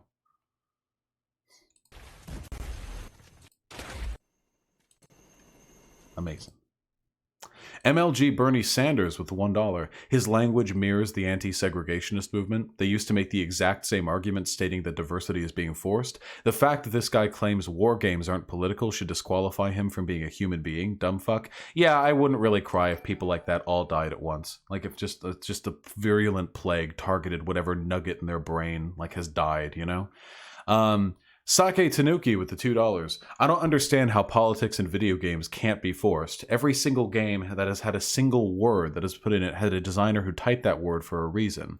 For a game to have a plot at all, it must have some level of politics in it. Sake Tanuki, please don't reason against these people as though they're capable of independent thought, okay? Listen, white, straight men are default. All other people are forced diversity and destroying white men. Addy with the $10. Can we just keep race, national, or gender identity out of games, man? White American men are the pinnacle of apolitical, and you know it. The funny thing is, can you imagine how fucking ass-pained if things had turned out differently? Imagine if these people could peer into an alternate reality where there were anti-white reactionaries as virulent as them, where pretty much all games are fucking headed by black women, like literally like all of them. And every time a white dude gets put in there, people freak the fuck out about it and ask if he needed to be there. Just imagine them peering into that universe. And Balthazar228 with the $3. For any word to be chosen, it must have had a reason, and even a slight amount, and that reason reflects the politics of the person who chose that word. Well, I know that. But yes, you're unquestionably correct in that respect. Dem Suck with the $5. Hot take, all characters in Star Wars are Mary Sue's to some extent. Well, Star Wars is pretty fucking boring, so yeah, would make sense to me. Sigil Rune with the $2. Maybe they're not stupid, just evil? I think they're both. Also, stupidity can be a product of evil. A general hatred or disinterest towards like women or people of color or other minorities can cause you to form stupid takes to defend those positions. What if a game is very good, but a lead on that game is a chud? Just, well, enjoy the game. I mean, don't let good art be ruined by the bad people who make it.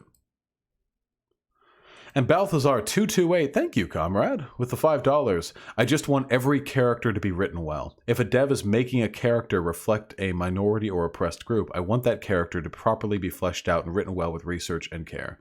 Well, I mean, It'd be nice if we could apply that standard to everyone, you know? Epic Rants with the $2. How do you feel about Shylock? Isn't he the William Shakespeare guy? I don't know. He's the Merchant of Venice, right? I don't fucking know. He's a duder. Hustle Boy with the $10. Thank you, comrade. Hi, Vosh. Can we make video requests in the future by vote or something like that, please? Hustle Boy, just toss videos down into my suggestions channel on my Discord, and I'll take a look at them there. I'll probably be avoiding videos like this for some time. And Comrade JTDA with the $5. Would you ever consider talking about the Dark Enlightenment? There's not much to talk about there. The Dark Enlightenment is pretty insubstantial politically, but I could waste my time with that. Have you seen the controversy around Ion Fury the other day with the devs being huge Gamergate types? I did not see that, but it doesn't surprise me. It's funny how there are so many strong female leads, but for some reason nobody complained about those. I mean, they do nowadays. If these games have been made in the past 5 years, they absolutely complain about strong female leads, yeah. What? Sure, Jesus Christ. All right, I guess we're in trouble.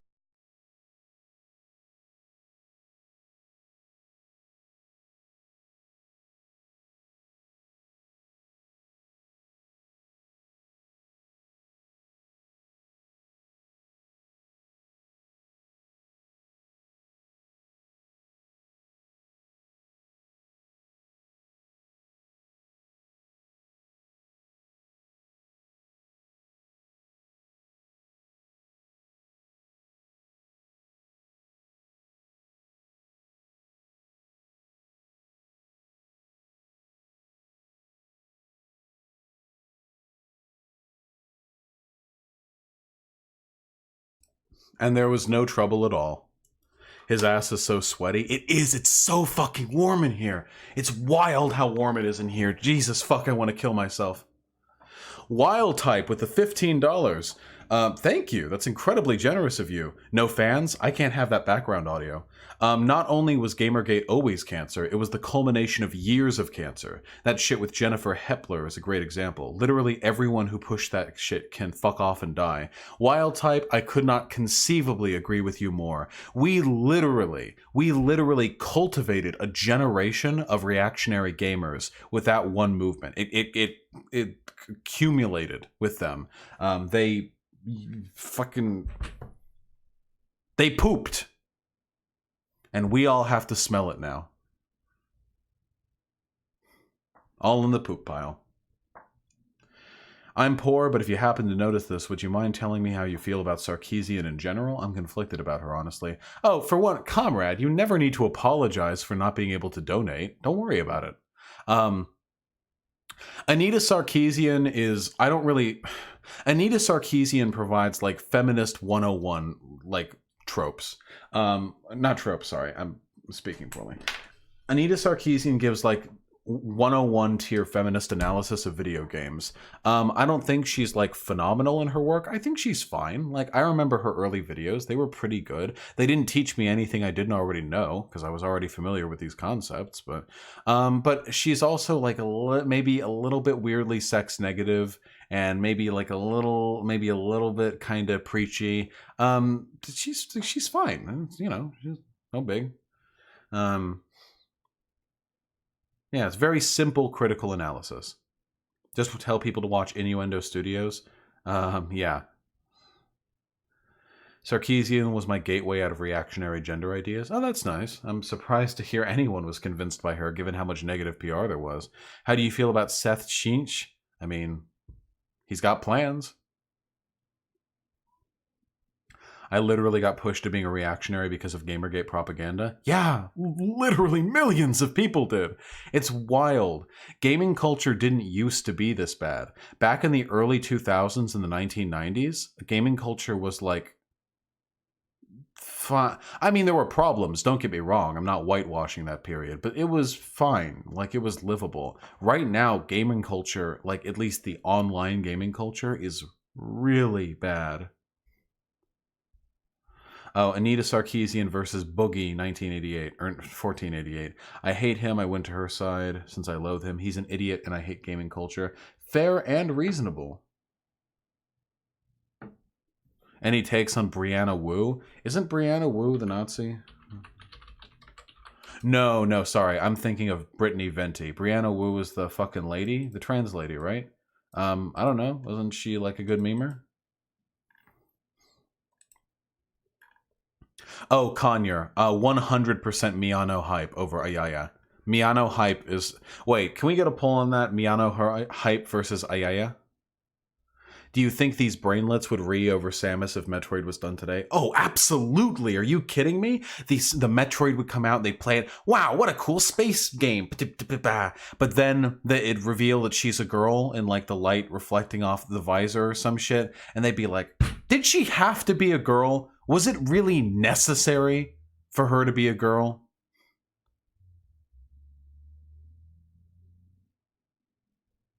Huh, looks like Ayaya is more popular. Oh, we're getting close. I just think Miyano hype is very cute.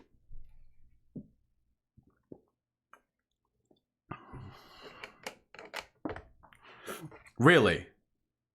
Really, an exact tie again. Perfectly balanced. As all things should be.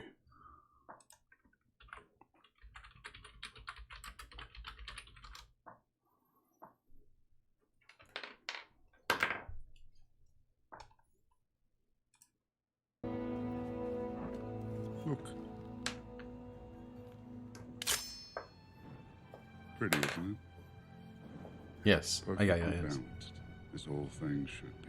Nice meme. There we go. I want to debate you, but you're growing on me like a fungus with boots. See, Brittany's Proto-Man? That's my secret. I don't need to debate people who disagree with me because I'm just so darn charming. I'll get you on Total Biscuit deserving death, though. I'll get you on that one. Have I seen the Sonic Adventure real-time fan dub? I gotta say, Acid Zach, I haven't. But now I'm curious. What you doing now? I'm ending stream in 3 minutes. Oh, Braden Hatch with the $20. Amazing. The Halo games are political. It literally presents the theme about how they treat Spartans as machines and kidnap kids for the Spartan program in order to fend off the rebels in the colonies who wanted to be independent. Braden Hatch, like it's literally all political. God, for one, Braden Hatch, thank you so much for $20. I really appreciate that, guys. For anyone who's like, politics are ruined game, please keep in mind that one of the most revolutionary, well-regarded, influential video games ever made in human history was Deus Ex. Quite possibly one of the most openly political games ever. And it was that open political bent which gave gaming the legitimacy to attract interest from other people. That elevated it above dumb fun. Next time I gotta go be a nerd, work chat, keep patriarchy alive, work out, hug your friends, learn jock culture, we're happy as people trust you. Wait, Brittany's Proto-Man, are you a jock? You wanna go up against me, buddy? Here, I got... Check out these traps. Ooh. Oh, yeah. See that bump? Oh, God. Wait, is that a vein? Oh, wow, I didn't even know I had a vein there. Ooh. Absolutely... bristling with muscle. All right, who just donated again? We gotta end stream. We gotta get the fuck out of here. Bernie Sandinista with the $5. Do you think that the Steel Ball Run universe was a result of Made in Heaven in the end of Part 6?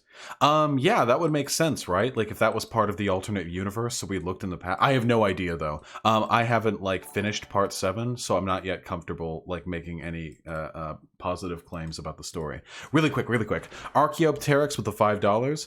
Vosh, all these reactionaries already think there are KKK level white racists in reality. They don't need an alternate reality. Content rules as always. Keep it up, man. Archaeopteryx, I love you, comrade. Thank you for the kind words. I really do appreciate them. And Zeloff with the $5. Quick meme. It had better be. I'm not gonna stand here and listen to you badmouth the greatest democracy the world has ever known. Damn. JC Denton, get over yourself. Fucking America. Jesus Christ.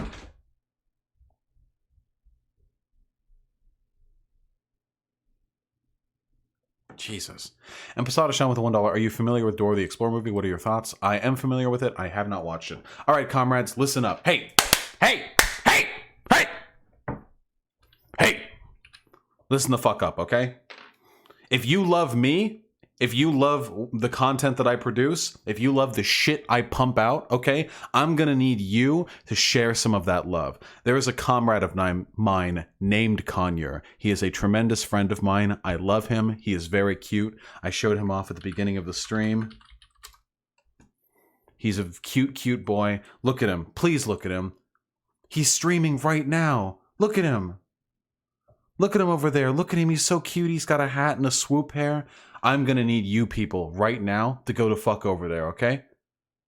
I'm not joking. Conyer's debuting some sick-ass shit, okay? And I want you fucks to go over and watch, because I'm gonna be watching. Pretty soon the site's going to be hosting, his thing, but that takes a little while. I'm linking this shit in chat. You can hit ! Conyer if you want to go down there. He's going to be starting soon. I'm throwing it into the YouTube chat as well. Guys, I normally don't like relentlessly shill for other people because I have pride. I'm a big boy, but I'm going to need you just this once, okay? Just this once to follow through, okay? Take my word for it. Please. I'll be watching. I'll be drawing while I watch. I love you all very much. You're beautiful people. Get the fuck out there. Show Conyer some fucking love. Go donate. He gets nowhere near enough attention compared to what he deserves. I cannot possibly give a higher recommendation. And with that, I vanish.